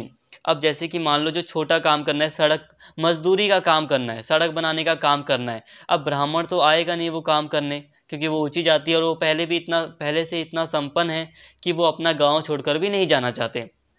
बट जो गरीब लोग थे, जो निचली जाति के लोग थे, उन्हें एक अवसर मिला, एक मौका मिला कि वो अपना गांव छोड़कर उस शहर में जाकर काम कर सकते हैं। उन्हें एक अच्छा काम मिला और ये जो सरकारी काम होते हैं ये तो आप जानते हैं ना कि ये इतना भी बेकार नहीं होता। सरकारी काम से आपको कम से कम इतना पैसा मिल सकता है कि आप अच्छा खा सकते हैं, अच्छा पहन सकते हैं।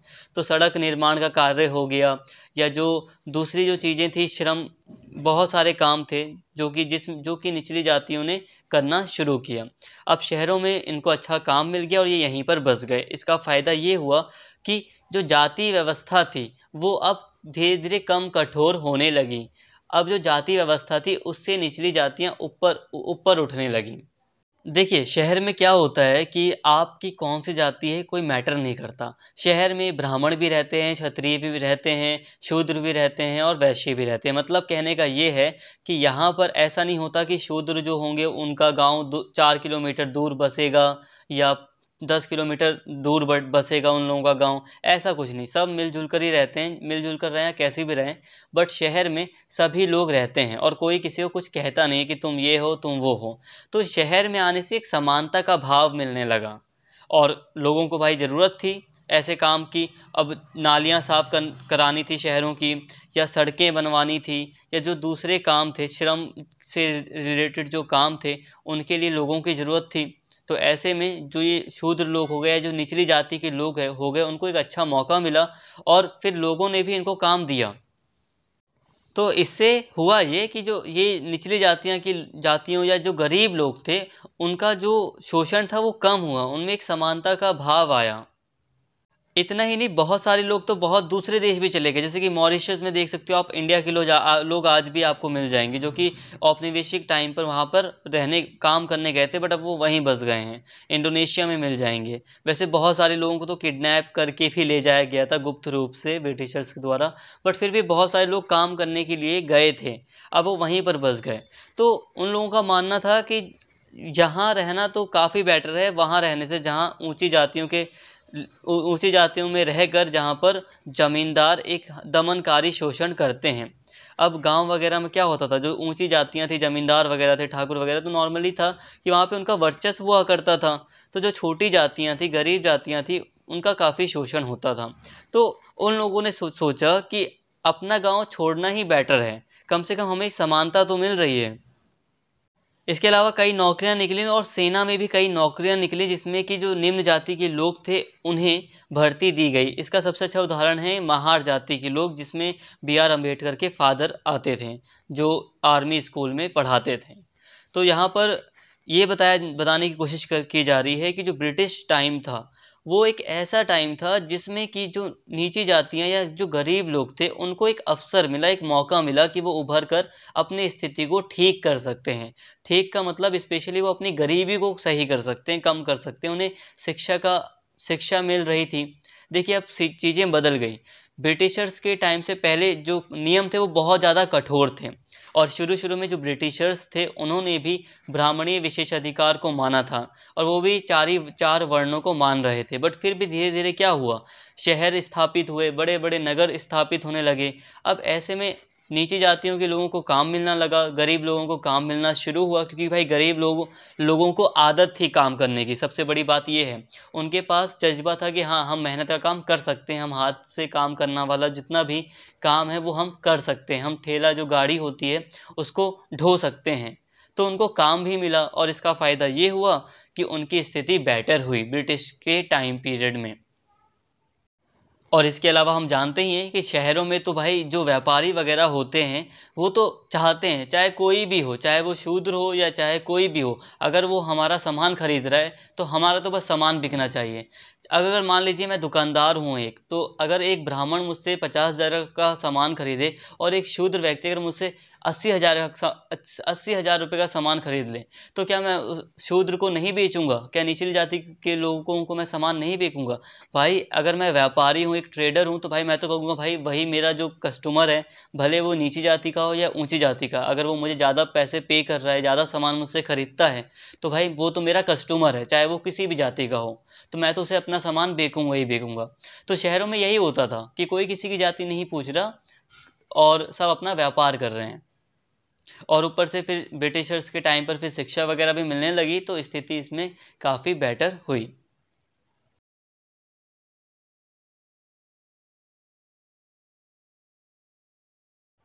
अब स्वतंत्रता पूर्व भारत में जाति, जल्दी से इसे भी कवर करते हैं। तो 19वीं और 20वीं शताब्दी में ऐसे बहुत से लोग थे जिन्होंने जाति व्यवस्था के खिलाफ कठोर कदम उठाए। उदाहरण के लिए 3 उल्लेखनीय लोग शाहू जी महाराज, ज्योतिबा फूले और बी आर अम्बेडकर प्रमुख हैं। अब देखिए, जो स्वतंत्रता से पहले जो जाति व्यवस्था थी वो काफ़ी कठोर थी, वो तो हम जानते ही हैं।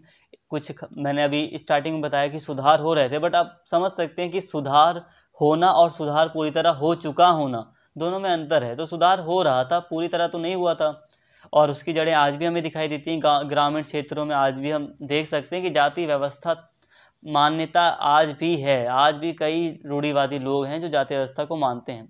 तो भले ही सुधार हो रहा था, बट इतना तो नहीं हुआ था जितना होना चाहिए। तो 19वीं शताब्दी और 20वीं शताब्दी में जो जाति व्यवस्था के खिलाफ जो ठोस कदम उठाए गए, उसमें हमें 3 लोग उल्लेखनीय रूप से दिखाई देते हैं जिन्होंने जाति व्यवस्था के खिलाफ उल्लेखनीय योगदान दिया। एक थे शाहू जी महाराज, दूसरे थे ज्योतिबा फूले और तीसरे थे बी आर अम्बेडकर। शाहू जी महाराज भारत के पहले व्यक्ति थे जिन्होंने 26 जुलाई 1902 को करवीर, कोल्हापुर राज्य के राजपत्र में एक ऐतिहासिक दस्तावेज जारी किया, जहां उन्होंने पिछड़े वर्ग के उम्मीदवारों के लिए सरकारी पदों का 50% आरक्षित किया। उस समय यह एक प्रगतिशील कदम था। ये सबसे पहले मैं बताता हूँ शाहू जी महाराज थे कौन। शाहू जी महाराज कोल्हापुर के महाराज, जैसे कि हम जानते हैं ना, रियासत वगैरह थी पहले। तो शाहू जी महाराज कोल्हापुर के महाराज थे, राजा थे, समझ, ठीक है। तो इन्होंने अपने इलाके में, कोल्हापुर में, इन्होंने आधा 50% आरक्षण पिछड़े वर्ग को दिया था। मतलब है कि जो महाराज थे उनके अंडर में जो भी नौकरियां थी, महाराज जो भी नौकरियां निकाल रहे थे, चाहे वो किसी भी पद की हो, सरकारी जो भी नौकरियां थी महाराज के अंडर में, उन्होंने कहा कि 50% हम आरक्षण देते हैं पिछड़े वर्ग के लोगों को। मतलब यही था कि जाति में जो निचले वर्ग के थे, गरीब लोग थे, उनको ये आरक्षण दिया गया। तो ये जो कदम था ये बहुत ऐतिहासिक कदम था। आज भी हम आरक्षण को लेकर बहस करते हैं, बट देखिए 1902 में, इतने पहले ही आरक्षण दे देना तो एक बहुत बड़ा कदम था। क्योंकि भाई जनता का भी वो रहता था ना कि जनता आपके विरुद्ध ना हो जाए, क्योंकि ब्राह्मण क्षत्रिय इनका तो प्रभाव शुरू से था।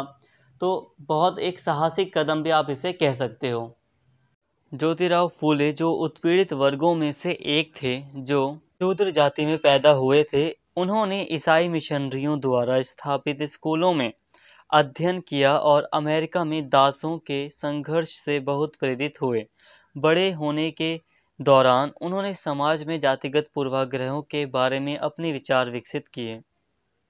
1873 में उन्होंने निचली जातियों के उत्थान के लिए सत्यशोधक समाज की स्थापना की और सामाजिक समानता का प्रचार किया। उन्होंने वेदों को पवित्र मानने से इनकार कर दिया और यह मानने से इनकार कर दिया कि केवल ब्राह्मणों का हिंदू धर्म पर नियंत्रण होना चाहिए। फूले का मानना था कि उच्च जातियों का अपनी भूमि और सत्ता पर कोई अधिकार नहीं था। वास्तव में भूमि स्वदेशी लोगों तथाकथित निम्न जाति की थी। दोस्तों, आपने ज्योतिराव फूले का नाम जरूर ही सुना होगा। अब ये एक ऐसे व्यक्ति थे जो कि जाति प्रथा के विरोध में इनका एक अग्रणी स्थान रहा है। इन्होंने बहुत ही जोरों शोरों से जाति प्रथा का कड़ा विरोध किया था। इन्होंने ब्राह्मणों का जो विशेषाधिकार था हिंदू धर्म में, उसका विरोध किया था। इन्होंने वेदों को पवित्र मानने से इनकार कर दिया था। देखो, मेन जो रीज़न था कि वेदों को पवित्र ना मानना, वो यही था कि जो वेद हैं वो निम्न जाति का स्थान रखते थे। कि निम्न जाति का स्थान, मेरा मतलब है कि जो निम्न जाति शूद्र थी उसको निम्न जाति का दर्जा देते थे, वेद में दिया गया था।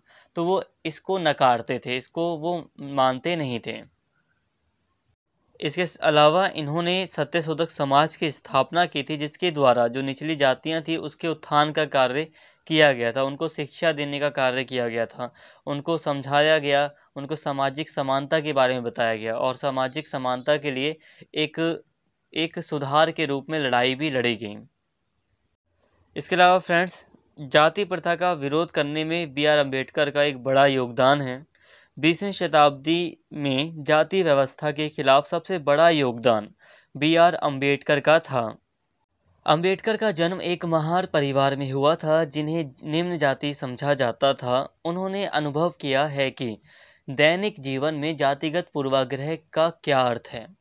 उन्होंने एनिहिलेशन ऑफ कास्ट और the emancipation of the untouchables जैसी लोकप्रिय किताबें लिखी हैं। देखिए दोस्तों, बी आर अम्बेडकर के बारे में हम सभी जानते हैं कि बहुत पढ़े लिखे व्यक्ति थे। उनका जो लेवल था वो काफ़ी ऊपर था। वो बड़े बड़े लीडर्स के साथ उठते बैठते थे। जब मतलब वो काफ़ी पढ़ लिख गए, काफ़ी एक अच्छा स्टेटस उनको मिला, तो वो काफ़ी बड़े लीडर्स वगैरह के साथ बैठते थे। बट उनको इस बात का एहसास था पूरा का पूरा कि आखिर निम्न जाति के साथ किस तरह का दुर्व्यवहार समाज में होता है। जैसे कि मान लो हम लोग पढ़े लिखे हैं तो हम लोग बात करते हैं, यार मतलब निम्न जाति के साथ भेदभाव हुआ करता है, तो हम बस पढ़ते हैं, इसको समझ नहीं पाते, एहसास नहीं कर पाते, समझने की कोशिश करते हैं बट एहसास नहीं कर पाते। बट जो डॉक्टर बी आर अम्बेडकर थे उनको इस बात का एहसास था। जब वो डॉक्टर बने, मतलब जब वो उन्होंने डिग्रियां हासिल कर ली, हालांकि वो डॉक्टर नहीं थे, पीएचडी वगैरह कर लेते हैं तो जानते हैं ना कि डॉक्टर कहते हैं। तो जब उन्होंने कई सारी डिग्रियां ले ली, काफ़ी पढ़ लिख लिए, तो जब उन्होंने किताबें वगैरह लिखी तो उनको उस बात का एहसास था कि निम्न जातियों के साथ किस तरह का दुर्व्यवहार समाज में होता है। और उसी को इन्होंने दर्शाने के लिए कई सारी निचली जातियों के जीवन से रिलेटेड कई सारी लोकप्रिय किताबें लिखी। वह निचली जातियों के लिए अलग प्रतिनिधित्व की मांग कर रहे थे, जिसे उन्होंने उत्पीड़ित या दलित वर्ग भी कहा। वह न केवल अंग्रेजों के खिलाफ बल्कि ब्राह्मणों के खिलाफ भी अलग प्रतिनिधित्व की मांग कर रहे थे। उन्होंने 1930 में नागपुर में एक दलित वर्ग कांग्रेस का आयोजन किया और वर्गों की घोषणा की कि दलित वर्गों की सुरक्षा के लिए उन्हें ब्रिटिश और कांग्रेस दोनों से स्वतंत्रता की आवश्यकता है। तो दोस्तों, जो बी आर अम्बेडकर थे उनका एक बड़ा योगदान रहा था निचली जातियों को समाज में समानता दिलाने में। उन्होंने एक कड़ा विरोध किया था जो जातिगत असमानता थी उसका, और स्पेशली दलित जातियों के उत्थान के लिए उन्होंने बहुत कुछ किया था। उसमें से एक मांग थी उनकी कि उन्होंने दलित जातियों के लिए, जो निचली जातियां थी, उसके लिए अलग से प्रतिनिधित्व की मांग की। प्रतिनिधित्व का मतलब होता है कि अगर कुछ सीटें, जो कुछ मान लो वोटिंग की सीटें हैं, मान लो 50 सीटें हैं टोटल देश में वोट करने की, जहां से कोई सांसद चुना जाएगा या विधायक जो भी है, कोई व्यक्ति चुना जाएगा और फिर वो जो नेशनल असेंबली होती है वहां पर बैठेगा। तो जो सीटें हैं, बहुत सारी जो सीटें होती हैं चुनाव की, तो उसमें अलग प्रतिनिधित्व की मांग की। अलग प्रतिनिधित्व का मतलब कि कुछ सीटें बिल्कुल निश्चित कर दी जाएं कि वहां पर कोई दलित व्यक्ति ही चुना जाएगा। जैसा कि आज हमने आरक्षण के रूप में हम देखते हैं ना इसको, कि कुछ सीटें ऐसी हैं, 1/3 सीटें हो गई, या कुछ सीटें ऐसी हैं जिन पर सिर्फ दलित व्यक्ति ही चुना जाता है। बट ये तो आरक्षण हो गया, बट वो परमानेंट चाहते थे कि कुछ सीटें दलितों के लिए हमेशा के लिए अलग प्रतिनिधित्व के रूप में दे दी जाएं। इसके पीछे का जो कारण था वो यही था कि डॉक्टर बी आर अम्बेडकर चाहते थे कि जल्द से जल्द दलित जातियों का, निचली जातियों का उत्थान हो, या ये जो जातियां हैं ये अच्छी स्थिति में आ जाएं, इनका विकास हो। और इसके बाद हम देखते हैं कि जो ब्रिटेन के जो पीएम होते हैं, रैमजे मैकडोनल्ड उनका सरनेम है, रैमजे मैकडोनल्ड। ब्रिटेन के जो पीएम होते हैं, प्रधानमंत्री होते हैं, वो 1932 में अंबेडकर जी की इस मांग को मान लेते हैं। और इस तरह वो जो दलित वर्ग के लोग होते हैं उनको, जो निचली जातियों के व्यक्ति होते हैं उनको अलग निर्वाचन प्रतिनिधित्व देने के लिए तैयार हो जाते हैं। अब आपको पता ही होगा, जब अंबेडकर जी की इस मांग को ब्रिटिश गवर्नमेंट के द्वारा जब मान लिया जाता है, तो इस पर जो गांधी जी होते हैं, जो जेल में होते हैं उस समय, यरवदा जेल में होते हैं उस समय पूना की, तो वो नाराज हो जाते हैं और वो एक अनशन करते हैं, एक भूख हड़ताल कर देते हैं कि वो हमेशा से दलितों को, हिंदू जो धर्म रहा है उसका एक अभिन्न अंग मानते थे गांधी जी। और गांधी जी को पता था, क्योंकि अब जो निर्वाचन प्रतिनिधित्व था, अलग अलग निर्वाचन प्रतिनिधित्व पहले ही दिया जा चुका था, जैसे कि मुस्लिमों को दे दिया गया था, ईसाइयों को दे दिया गया था, जो सिख व्यक्ति थे सिख धर्म के, उन्हें भी अलग प्रतिनिधित्व दिया गया था। उसके अलावा कुछ और भी जो मतलब विशेषाधिकार प्राप्त लोग थे, तो उन्हें भी अलग अलग निर्वाचन प्रतिनिधित्व दिया गया था। तो इससे गांधी जी हो गए या बड़े नेता हो गए, वो समझ रहे थे कि देश का बंटवारा हो रहा है, धीरे धीरे देश कई टुकड़ों में बंट जाएगा। इसीलिए उन्होंने एक अनशन किया यरवदा जेल में, और उसके बाद अंबेडकर जी के साथ गांधी जी का एक समझौता होता है, पूना पैक्ट नाम से जिसे हम जानते हैं। तो पूना पैक्ट के समझौता होने से ये होता है कि जो हिंदू जो सीटें थी, हिंदू वर्ग के लोगों के लिए जो सीटें निर्वाचित की गई थी, या जो प्रतिनिधित्व था, उसी में से आरक्षण के रूप में दलितों को सीटें दी गई। मतलब कि हिंदू वर्ग का जो प्रतिनिधित्व के लिए जो सीटें थी, उसी में से, अलग से नहीं, उसी में से दलितों को आरक्षण दे दिया गया। मतलब परमानेंट उनको सीट नहीं दी गई, उनको आरक्षण दे दिया गया कि आपकी इतनी सीट आरक्षित है, इतने पे दलित ही चुने जाएंगे। तो उन्हें अलग निर्वाचन नहीं दिया गया। और अंबेडकर जी ने पुणे पैक्ट में गांधी जी के इस विचार को स्वीकार भी कर लिया। हालांकि अंबेडकर जी अड़े हुए थे कि उन्हें अलग निर्वाचन चाहिए था, पर जब गांधी जी ने काफ़ी समझाया, काफ़ी बातचीत हुई, तब जाके वो आरक्षण पर माने थे। तो ये जो टॉपिक था कि स्वतंत्रता से पूर्व जाति, इसमें हमने ये पढ़ा कि इसमें जो प्रमुख व्यक्ति थे, जैसे कि शाहू जी महाराज हो गए, ज्योतिराव फूले हो गए और डॉक्टर अंबेडकर हो गए। तो ये प्रमुख व्यक्ति थे जो जाति प्रथा का विरोध कर रहे थे और साथ में जाति प्रथा में जो असमानता थी उसको दूर करने का प्रयास इनके द्वारा किया गया। और ये जो प्रयास था वो काफ़ी उल्लेखनीय था। जैसे कि डॉक्टर बी आर अम्बेडकर ने ऐसा प्रयास किया जिसके कारण आज भी जो एससी या एसटी वर्ग के जो लोग हैं उन्हें समानता मिल रही है। मतलब उनके लिए कुछ ऐसे स्पेशल प्रावधान किए गए हैं जिससे कि वो समाज में समानता की स्थिति में आ जाएं। फ्रेंड्स, अभी थोड़ा लास्ट में और भी कंक्लूड कर लेंगे, एक निष्कर्ष देख लेंगे, छोटा सा मैं बता दूंगा आपको। तो काफ़ी बातें होंगी लास्ट में भी, तो लास्ट में भी आप थोड़ा सा ज़रूर देख लेना वीडियो को। लास्ट में आप स्टॉप मत करना, वीडियो एंड तक देखना, इसे इम्पॉर्टेंट है। लास्ट में कुछ ऐसी बातें बताऊंगा कि आपको अपने आंसर लिखने कैसे हैं, तो इम्पॉर्टेंट होगा, प्लीज़ देखना लास्ट में। अब स्वतंत्रता के बाद भारत में जाति की स्थिति को देख लेते हैं कि स्वतंत्र भारत में जाति किस प्रकार से रही थी, इसको थोड़ा सा समझ लेते हैं।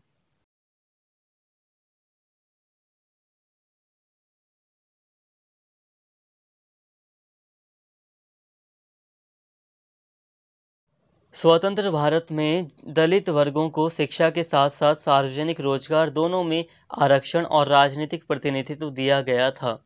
राजनीतिक प्रतिनिधित्व के लिए संयुक्त निर्वाचक मंडल की व्यवस्था जारी रही।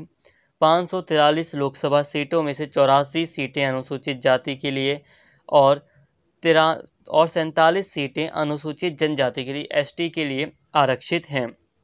इसके साथ ही इसमें अनुच्छेद 15 और 16 जोड़े गए जो सामाजिक और शैक्षिक रूप से पिछड़े वर्गों के सामाजिक प्रावधानों के उत्थान के लिए दिए जा रहे विशेष प्रावधानों की अनुमति देते हैं। मतलब जो पिछड़े वर्ग के लोग हैं उन्हें शैक्षिक संस्थान हो गए, यानी कि शिक्षा से संबंधित कोई इंस्टीट्यूशन हो गया या कोई नौकरी वगैरह जहाँ करते हैं, तो वहाँ पर उन्हें आरक्षण देने की सुविधा दी गई है। जब 1950 में संविधान की रूपरेखा तैयार की जा रही थी, इसमें सीटें आवंटित की गई हैं। वर्तमान में जनसंख्या के अनुपात में 15% सीटें अनुसूचित जाति के लिए और 7.5% सीटें अनुसूचित जनजाति के लिए आरक्षित हैं। पहले आरक्षण केवल एससी और एसटी के लिए मौजूद था, लेकिन 1993 के बाद अन्य पिछड़े वर्गों ओबीसी के लिए भी आरक्षण को मंडल आयोग की रिपोर्ट के बाद बढ़ा दिया गया। इस रिपोर्ट के अनुसार ओबीसी को सरकारी नौकरियों और बाद में शैक्षणिक संस्थानों में भी 27% आरक्षण दिया गया, जिससे केंद्र सरकार के तहत आरक्षित सीटों का प्रतिशत 49.5%, मतलब लगभग 50% हो गया। राज्य सरकारों को बाकी समुदायों के लिए आरक्षण बढ़ाने का अधिकार दिया गया था। हम देख सकते हैं कि आज उदाहरण के लिए हरियाणा सरकार जाटों के लिए आरक्षण की बात करती है, महाराष्ट्र सरकार मराठों के लिए आरक्षण की बात करती है, राजस्थान सरकार गुर्जरों के लिए आरक्षण की बात करती है इत्यादि। 2019 में यह आरक्षण एक कदम आगे बढ़ा और उच्च शिक्षण संस्थानों में सामान्य वर्ग से संबंधित आर्थिक रूप से कमजोर वर्गों को 10% आरक्षण प्रदान किया, जिससे आरक्षण का कुल हिस्सा लगभग 60% हो गया। तो देखिए दोस्तों, अभी तक हम बात करने जा रहे हैं एसटी एससी समुदायों की, मतलब निचली जातियों की ही, बट यहाँ पर पिछड़ी जातियाँ भी हैं। ठीक है, सिर्फ निचली जातियाँ ही नहीं, पिछड़ी जातियाँ, चाहे वो कोई भी जाति हो, अगर वो पिछड़ी हुई है, अगर वो ओबीसी में आती है तो उसे भी अब आरक्षण दिया गया है। तो हम स्वतंत्र भारत में जाति को कुछ इस तरह देखते हैं कि स्वतंत्रता पश्चात जो भारतीय सरकार बनी उसका जो मेन उद्देश्य था या जो संविधान सभा बनी, अब यहाँ पर एक आम सहमति बन गई थी कि जो गरीब लोग हैं, जो पिछड़ा हुआ वर्ग है उसके उत्थान के लिए सरकार को कुछ करना है। सिर्फ निचली जातियां ही नहीं हैं, निचली जातियों के अलावा कुछ वर्ग हैं जो बहुत पिछड़े हुए हैं। सर ब्रिटिशर्स की जो नीतियां थी उसके कारण तो पूरा देश ही पिछड़ा हुआ था। बट फिर भी सबसे पहले ध्यान उन लोगों पर दिया गया जो लोग लंबे समय से शोषण का शिकार थे, जैसे कि एसटी और एसटी वर्ग के लोग, जिनके साथ लंबे समय से अन्याय होता चला आया था।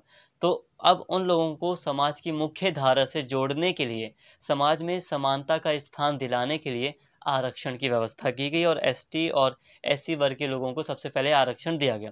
देखिए, एससी में निचली जातियों के लोग आ जाते हैं और एसटी में मेनली आते हैं जो आदिवासी समुदाय हैं। तो आदिवासी समुदाय को आप निचली जाति भी कह सकते हैं, बट आदिवासी समुदाय, आदिवासी का मतलब ही है पिछड़ा होना।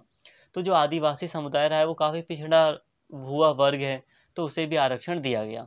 और फिर समय अनुसार जब देश थोड़ा विकसित होने लगा, धीरे धीरे आगे बढ़ने लगा, 1990 के आसपास फिर सरकार को लगा कि कुछ और भी पिछड़े हुए लोग हैं जिन्हें आरक्षण की ज़रूरत है नौकरी वगैरह में, तो फिर ओबीसी वर्ग बनाया गया। कई सारी जातियों को, देखो कोई कंफर्म नहीं होता कि किसको शामिल किया जाएगा, जातियां हैं यहाँ पर, जरूरी नहीं कि कोई क्षत्रिय है तो वो शामिल नहीं है, कोई या दूसरी जाति। तो सरकार ने पूरा का पूरा सर्वे कराया, सरकार को लगा कि ये जाति कमज़ोर है, पिछड़ी हुई है, ठीक है, बैकवर्ड क्लास में आनी चाहिए, तो उन्होंने उसको ओबीसी में शामिल कर लिया। तो इस तरह ओबीसी आरक्षण दिया जाने लगा। तो जातियों को, कई सारी जातियां ओबीसी में आती हैं तो उनको भी अब आरक्षण दिया जाता है। इसके साथ ही जो राज्य की सरकार होती है उसको ये अधिकार दिया गया है भारत में कि उसके पास ये अधिकार है कि वो किसी भी समुदाय को जिसको वो समझती है कि वो पिछड़ा हुआ है उसको आरक्षण की सुविधा दे सकती है। जैसे कि आप देख सकते हो ना कि उत्तर प्रदेश हो गया, बिहार हो गया, या अलग अलग जो राज्य हैं वहाँ पर जब हम आरक्षण देखने की बात करते हैं, क्या हमारी जाति का नाम उनकी सूची में आता है? जब हम चेक करते हैं तो क्यों चेक कर रहे हैं? क्योंकि हो सकता है कि हमारी जो जाति के लोग बिहार में हैं वो हो सकता है कमज़ोर हों, बट हमारी जाति के लोग जो उत्तर प्रदेश में हैं वो हो सकता है अमीर हों। तो हो सकता है कि बिहार वाली सरकार हमें आरक्षण दे दे उस जाति के लोगों को जो वहाँ पर निवास करते हैं, या कोई भी जाति जो वहाँ पे पिछड़ी हुई है उसको आरक्षण दे सकती है, और उत्तर प्रदेश की सरकार उसको आरक्षण दे सकती है जो वहाँ पर पिछड़ी हुई जाति है। तो वो अपने राज्य में देखते हैं, जैसे कि अभी हरियाणा में देखा जा रहा है जाटों को। वैसे तो सरकार नहीं देख रही, सरकार तो बस चुनाव के लिए ये बात करती है, बाकी जो लोग हैं, समुदाय हैं, वो मांग कर जाते हैं कई बार कि हमें आरक्षण दो, क्योंकि नौकरियों में हमारा जो प्रतिशत है वो कम हो रहा है स्टेट की। महाराष्ट्र में मराठाओं को आरक्षण देने की बात की जा रही है। तो ये सारी चीज़ें हैं। इसके अलावा 2019 में हम देखते हैं कि 10% का आरक्षण उन लोगों के लिए बढ़ा दिया जो सिर्फ आर्थिक रूप से पिछड़े हुए हैं। आर्थिक का मतलब पैसे के मामले में, यहाँ पर जाति ध्यान ही नहीं दी गई। यहाँ पर कहा गया कि कोई भी व्यक्ति है, चाहे वो किसी भी जाति का हो, जनरल का हो, पहले जिसे अमीर माना जाता था, या कुछ भी हो, अगर उसके पास डॉक्यूमेंट्स हैं कि वो बहुत पिछड़ा हुआ है, उसकी सालाना इनकम बहुत कम है, सारे डॉक्यूमेंट्स हैं, तो उसको 10% का आरक्षण मिल सकता है। EWS आरक्षण आपने सुना होगा ना, इकोनॉमिक वीकर सेक्शन के लिए, तो 10% आरक्षण उनके लिए भी लागू कर दिया गया है। हालांकि याद होगा कि एक अदालत में कहा, सर्वोच्च न्यायालय के एक फैसले में कहा गया था कि 50% से ज़्यादा आरक्षण की व्यवस्था नहीं की जा सकती, बट वो कहा गया था कि अगर ज़रूरत नहीं है, जब तक सही समय ना आ जाए या लग रहा है कि ज़रूरत अभी 50% से ऊपर नहीं है, तब तक सरकार को 50% से ज़्यादा आगे आरक्षण को नहीं बढ़ाना है, ऐसा कहा गया था सुप्रीम कोर्ट के फैसले में। बट सरकार ने फिर 60% लगभग आरक्षण केंद्र सरकार ने अब कर दिया है। अभी कुछ दिनों पहले ही एक ये मुकदमा चल रहा था कि जो 10% का जो अलग से आरक्षण है EWS का, ये इलीगल है, बट अभी इसे सुप्रीम कोर्ट ने लीगल ठहरा दिया गया है। तो वर्तमान समय में 59.5% आरक्षण केंद्र सरकार के द्वारा दिया जाता है। तो इससे आप जाति की इम्पोर्टेंस पूरी की पूरी समझ सकते हैं कि भारत में जाति की क्या इम्पोर्टेंस रही है।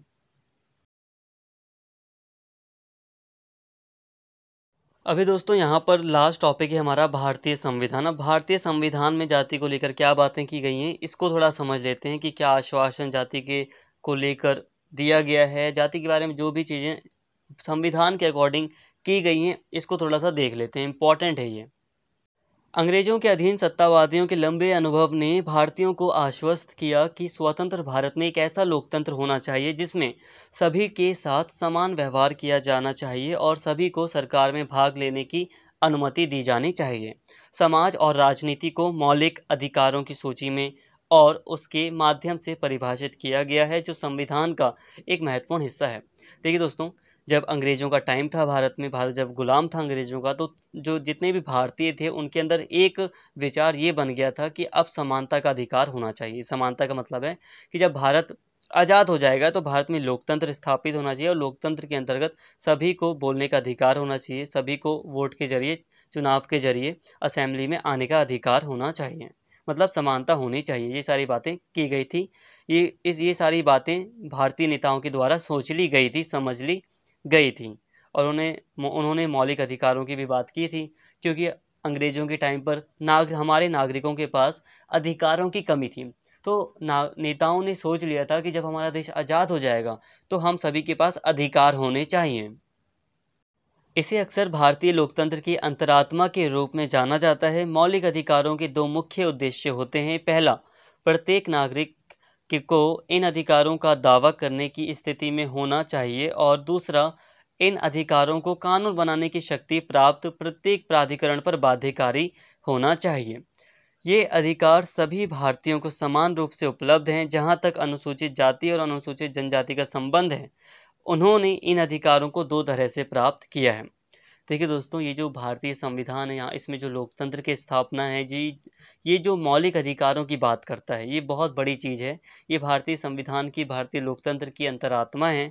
और ये जो मौलिक अधिकार हैं उसके दो उद्देश्य होते हैं। पहला ये कि मौलिक अधिकारों के जरिए सभी नागरिक सशक्त बने। सशक्त मतलब अपने अधिकारों का वो दावा कर सके, अपने अधिकारों का उपयोग कर सकें।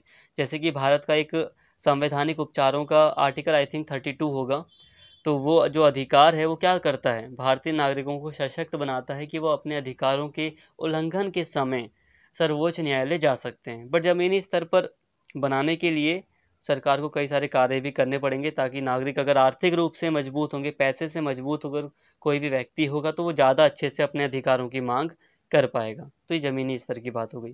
तो मौलिक अधिकारों का पहला उद्देश्य ये हो गया कि वो अधिकारों का दावा करने योग्य नागरिकों को बनाता है। दूसरा, ये इसका उद्देश्य होता है कि जितने भी कानून से संबंधित जो भी संस्थाएं हैं, उन सभी पर ये मौलिक अधिकार लागू होने चाहिए। वो सभी बाध्य हैं कि वो अपने नागरिकों के मौलिक अधिकारों का सम्मान करें। अब अगर बात करें अनुसूचित जाति और जनजाति की, तो इन्होंने दो तरह से अपने अधिकार प्राप्त किए हैं। पहला, अपने मौलिक अधिकारों पर जोर देकर उन्होंने सरकार को अपने साथ हुए अन्याय को पहचानने के लिए मजबूर किया है। दूसरा, उन्होंने इस बात पर जोर दिया है कि सरकार इन कानूनों को लागू करे, क्योंकि कुछ मामलों में वंचित लोगों के संघर्षों ने सरकार को मौलिक अधिकारों की भावना को ध्यान में रखते हुए नए कानून बनाने के लिए प्रभावित किया है। उदाहरण के लिए, अस्पृश्यता के उन्मूलन के लिए अनुच्छेद 17 में कहा गया कि अस्पृश्यता का अंत होना चाहिए। अब से दलितों को खुद को शिक्षित करने, मंदिरों में प्रवेश करने, सार्वजनिक सुविधाओं का उपयोग करने आदि से कोई नहीं वंचित कर सकता। यह भारत में एक दंडनीय अपराध है। देखिए दोस्तों, जब हम अनुसूचित जाति या जनजाति की बात करते हैं, तो उन्होंने अपने ये जो मौलिक अधिकार हैं वो दो तरीके से प्राप्त किए हैं।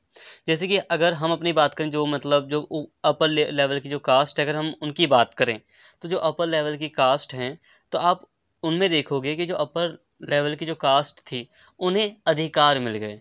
उन्होंने नहीं कहा कि हमारे साथ अन्याय हुआ था, या हमारे साथ बीते कल में बहुत गलत हुआ है, इसलिए जो समाज की ये जो प्रथा है इसको बंद करो, या फिर हमारे साथ इस मान्यता के साथ या हिंदू धर्म के या किसी भी धर्म के इस नियम के कारण हमारे साथ बहुत ज़्यादा भेदभाव हो रहा था, या ऐसी मान्यता के कारण हमारे साथ बहुत भेदभाव हो रहा था, तो इसको बंद करो।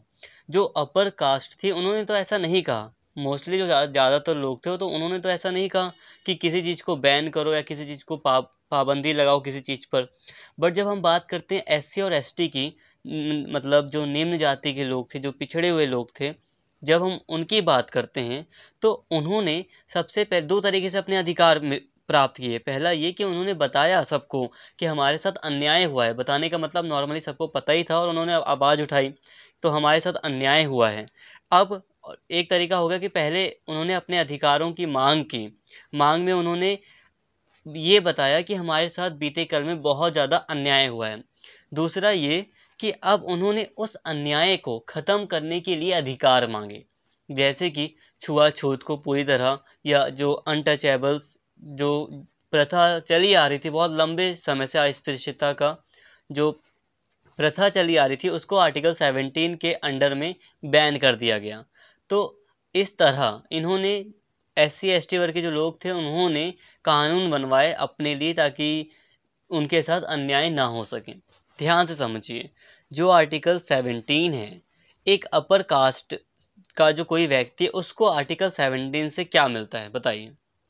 मान लीजिए आप अपर कास्ट के हैं और आपके साथ ऐसा कोई भेदभाव होता नहीं था, अनटचेबिलिटी जैसा कोई व्यवहार आपके साथ कभी हुआ ही नहीं, तो आपको आर्टिकल 17 से क्या मिल रहा है? आपको तो कुछ भी नहीं मिल रहा। अब यहाँ पे एक्चुअली समझने वाली चीज़ यही है कि एससी और एसटी वर्ग के लोगों के साथ क्योंकि अन्याय हुआ था और उन्हीं के साथ ही सारी प्रथाएं चली आ रही थी, इसीलिए ये आर्टिकल्स मौलिक अधिकार शामिल किए गए, जिसमें कि कई सारी प्रथाओं पर बैन लगाया गया जिसके कारण उनके साथ असमानता ना हो। शॉर्ट में कहूँ तो हम यूँ कह सकते हैं कि जैसे कि सभी व्यक्तियों को अधिकार मिले, ठीक है, मौलिक अधिकार सभी नागरिकों को मिले, बट जब हम एससी एसटी वर्ग की बात करते हैं तो एससी एसटी वर्ग को के साथ जो अन्याय हो रहा था उसके विरुद्ध भी अनुच्छेद या आर्टिकल्स बनाए गए और उन्हें अधिकार भी दिए गए। तो उन्हें समानता का अधिकार हम सब की तरह प्राप्त है, मिला है, ठीक है, सभी नागरिकों को समानता का अधिकार भारत में मिला है, बट साथ में ही छुआछूत का जैसी जो गंदी प्रथा थी उसका अंत भी हो गया। तो ये उनको डबल एक लाभ मिला ताकि वो समानता के लेवल पर आ सकें। इसके साथ ही दोस्तों कुछ बातें अगर नहीं भी आ रही समझ में तो कोई बात नहीं, अभी मैं कंक्लूड करूंगा, समझ में आएगा। बाकी संविधान के अनुच्छेद 15 अस्पृश्यता के खिलाफ तर्क को मदद और मजबूत करता है, जहां भारत के किसी भी नागरिक के साथ धर्म, नस्ल, जाति, लिंग या जन्म के स्थान के आधार पर भेदभाव नहीं किया जाएगा। इसका उपयोग दलितों द्वारा गुणवत्ता की तलाश के लिए किया गया है जहां उन्हें इससे वंचित किया गया है। देखिए ये सारी बातें आपको ऑलरेडी भी पता होंगी, पहले से पता होंगी, बट फिर भी मैं आपको पढ़ा रहा हूँ क्योंकि आपको ये सारे आंसर, ये सारे नोट्स आपको लिखने होंगे एग्जाम में। इसी की तरह इस तरह से सरकार दलितों को सशक्त बनाती है क्योंकि वे उन स्थितियों में मौलिक अधिकारों का आह्वान या आकर्षित कर सकते हैं जहां वे कुछ व्यक्तियों, समुदाय, संस्थान, सरकारी या निजी संगठन द्वारा असुरक्षित महसूस करते हैं या उनके साथ बुरा व्यवहार होता है। तो देखिए दोस्तों, भारतीय संविधान में जाति को लेकर कई सारे प्रावधान किए गए हैं। सबसे पहला जो मेन जो प्रावधान है वो एससी एसटी वर्ग के लोगों के लिए है क्योंकि उनके साथ अन्याय हुआ था। भारत में जितने भी कानून थे वो समानता के लिए ठीक थे, सभी को नागरिकों को समानता का अधिकार दिया जा सकता था, बट समाज में ऐसी मान्यताएं थी, ऐसे नियम थे, सामाजिक नियम थे जिन अगर उनको नहीं खत्म किया जाता तब भी समानता का अधिकार का कोई मतलब नहीं रह जाता। इसीलिए एससी एसटी वर्ग के साथ जो अन्याय हुआ था उसको स्वीकार करते हुए उनके लिए कुछ स्पेशल प्रावधान कर दिए गए। स्पेशल वैसे तो यहाँ पे स्पष्ट रूप से स्पेशल नहीं कहा गया, बट मैं एक्स्ट्रा कह रहा हूँ क्यों, क्योंकि जो आर्टिकल 17 है वो उन्हीं के लिए आया है। आर्टिकल 17 में जो छुआछूत को खत्म किया गया या जो बेकार प्रथाएं जिनको खत्म किया गया है तो वो स्पेशली उन्हीं के लिए है।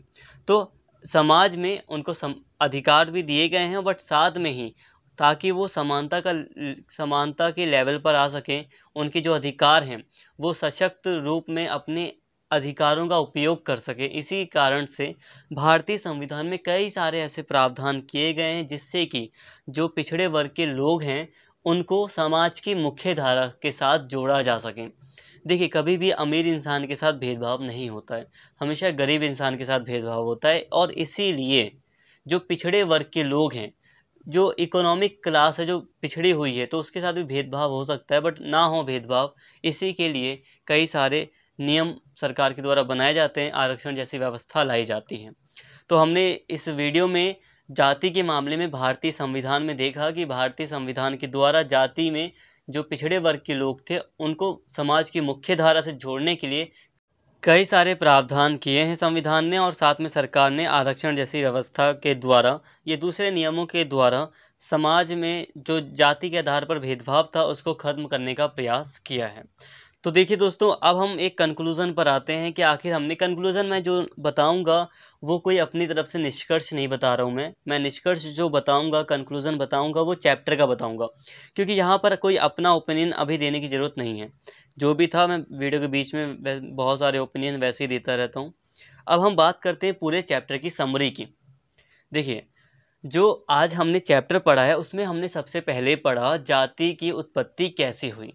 तो भारत में ही जाति का बोलबाला ज़्यादा रहा है, कास्ट का बोलबाला ज़्यादा रहा है, तो भारत के कॉन्टेक्स्ट में हम जाति पूरी तरह पढ़ रहे हैं। तो जाति भारत में कैसे जन्मी, जिसमें मैंने बताया था एक ब्रह्मा थे जिनके शरीर से जातियों का वर्णों की उत्पत्ति हुई थी। फिर हमने देखा था कि जाति की उत्पत्ति के बाद जाति में जो अलग अलग वर्ण थे उनमें असमानताएं थी, भेदभाव था, शूद्रों के साथ वो भेदभाव ज़्यादा था। फिर हमने देखा कि जो ब्रिटिश का जो टाइम आता है, तो ब्रिटिशर्स, पहले हमने देखा था कि ये जो जाति प्रथा होती है वो धीरे धीरे और भी ज़्यादा कठोर हो जाती है। फिर हमने देखा जब ब्रिटिशर्स के टाइम पे हम देखते हैं मध्यकालीन तक इसमें कुछ खास बदलाव नहीं होता, ये व्यवस्था और भी कठोर हो जाती है। फिर ब्रिटिशर्स के टाइम पर हम देखते हैं कि जो ब्रिटिशर्स होते हैं वो भी भारतीय समाज में 4 वर्णों को स्वीकार करते हैं। वो भी सोचते हैं कि हम 4 श्रेणियों में भारतीय जातियों को बांट देंगे, तो ये हमारे लिए काफ़ी आसान रहेगा, ईजी रहेगा। इससे हम अपना शासन चला सकते हैं, जो भी चीज़ें हैं वो कर सकते हैं। और उसमें उन्होंने जो अपर कास्ट थी, जो ब्राह्मणीय कास्ट थी, उसको काफ़ी विशेषाधिकार के रूप में स्वीकार किया था। और जो सरकारी पद थे उसमें वो लोग भी काफ़ी बढ़ चढ़ कर, जो ब्राह्मण थे, उच्च जाति के लोग थे, तो वो बढ़ चढ़ कर जो सरकारी पद थे उसमें उन्होंने हिस्सा लिया था, उन्हें सरकारी नौकरियां मिली थी। बट फिर हमने देखा कि ब्रिटिशर्स के टाइम पर ही लगभग 1800 के बाद से ही राजा राम मोहन वगैरह जैसे समाजवादी समाज सुधारक आते हैं, जो सोशल रिफॉर्मर्स होते हैं वो आते हैं सामने, जो कि समाज में जो रूढ़ियाँ फैली हुई थी, जो धार्मिक या जातीय सामाजिक रूढ़ियाँ थी, रूढ़ियाँ मतलब जो पुराने रीति रिवाज थे, अंधविश्वास था, उसके ऊपर प्रहार करना शुरू किया। इन्होंने उसका विरोध करना शुरू किया। छोटे छोटे ग्रुप बने जो एक जैसा विचार रखते थे, जाति वगैरह का विरोध करने वाले छोटे छोटे ग्रुप बने जिन्होंने अपना प्रचार किया। लोगों ने फिर सोचने पर सोचा कि ये बात तो सही कह रहे हैं कि जो जाति प्रथा के अंतर्गत जो इतना भेदभाव हो रहा है वो गलत है।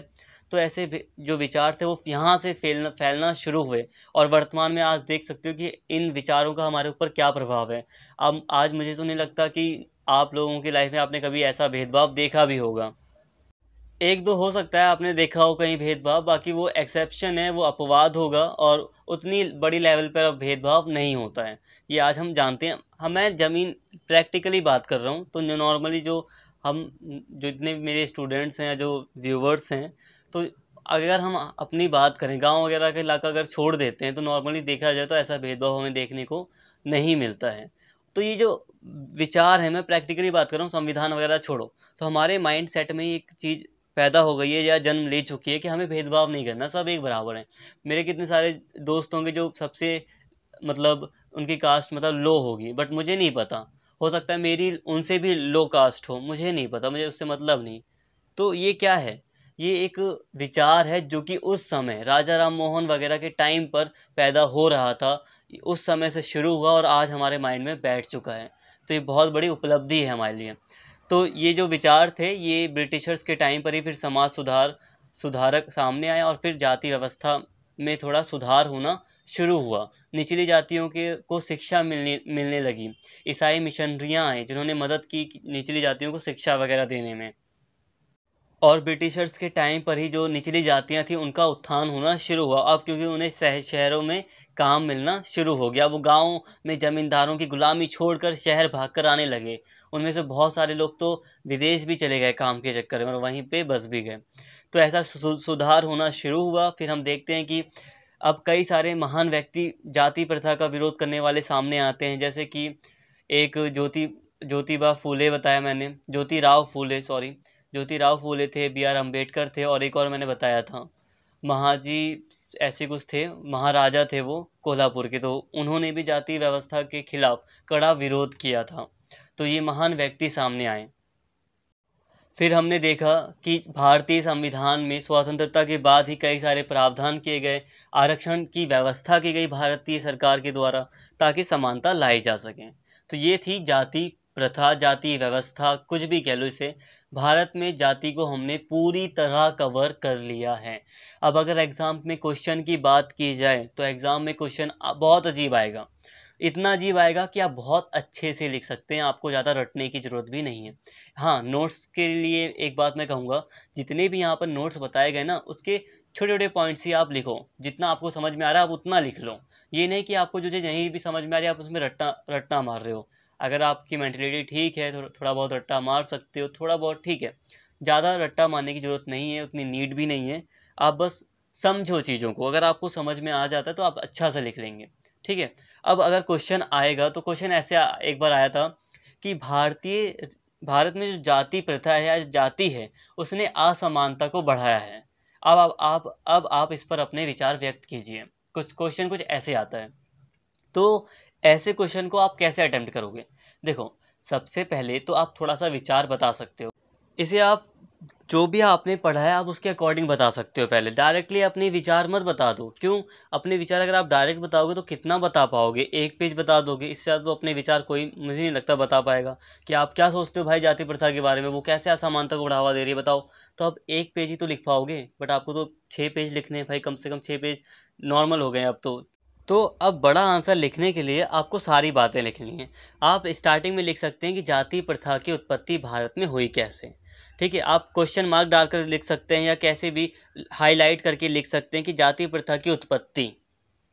आप जाति प्रथा की उत्पत्ति के साथ साथ जाति प्रथा कैसी थी थोड़ा बहुत लिख सकते हो कि क्या क्या नियम, बहुत सारे नियम थे, समय के साथ ये कठोर होती गई, मध्यकाल में भी इसमें कुछ परिवर्तन नहीं आया, ये और कठोर हुई जाति प्रथा।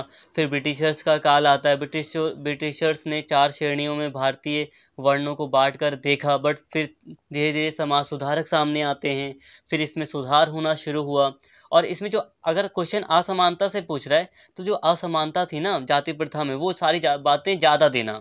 जैसे कि प्राचीन काल में विवाह से संबंधित नियम थे, जो शूद्र थे उनका काम मजदूरी ही करना था, वो बस तीनों वर्णों की सेवा कर सकते थे, दलितों की स्थिति खराब थी। तो पहले ये सारी चीज़ें बता दोगे, फिर धीरे धीरे आगे बढ़ोगे, फिर समाज सुधारकों की बात करोगे, समाज सुधारकों के बाद अपने विचार रख सकते हो कि आपको मतलब कैसा लग रहा है। तो असमानता तो भाई बढ़ती है, तो बता सकते हो कि इससे असमानता जाहिर तौर पर बढ़ती है, और असमानता को ठीक करने के लिए ही फिर भारतीय समाज जो असमानता है उसमें समानता लाने के लिए ही भारतीय संविधान में कई सारे प्रावधान किए गए।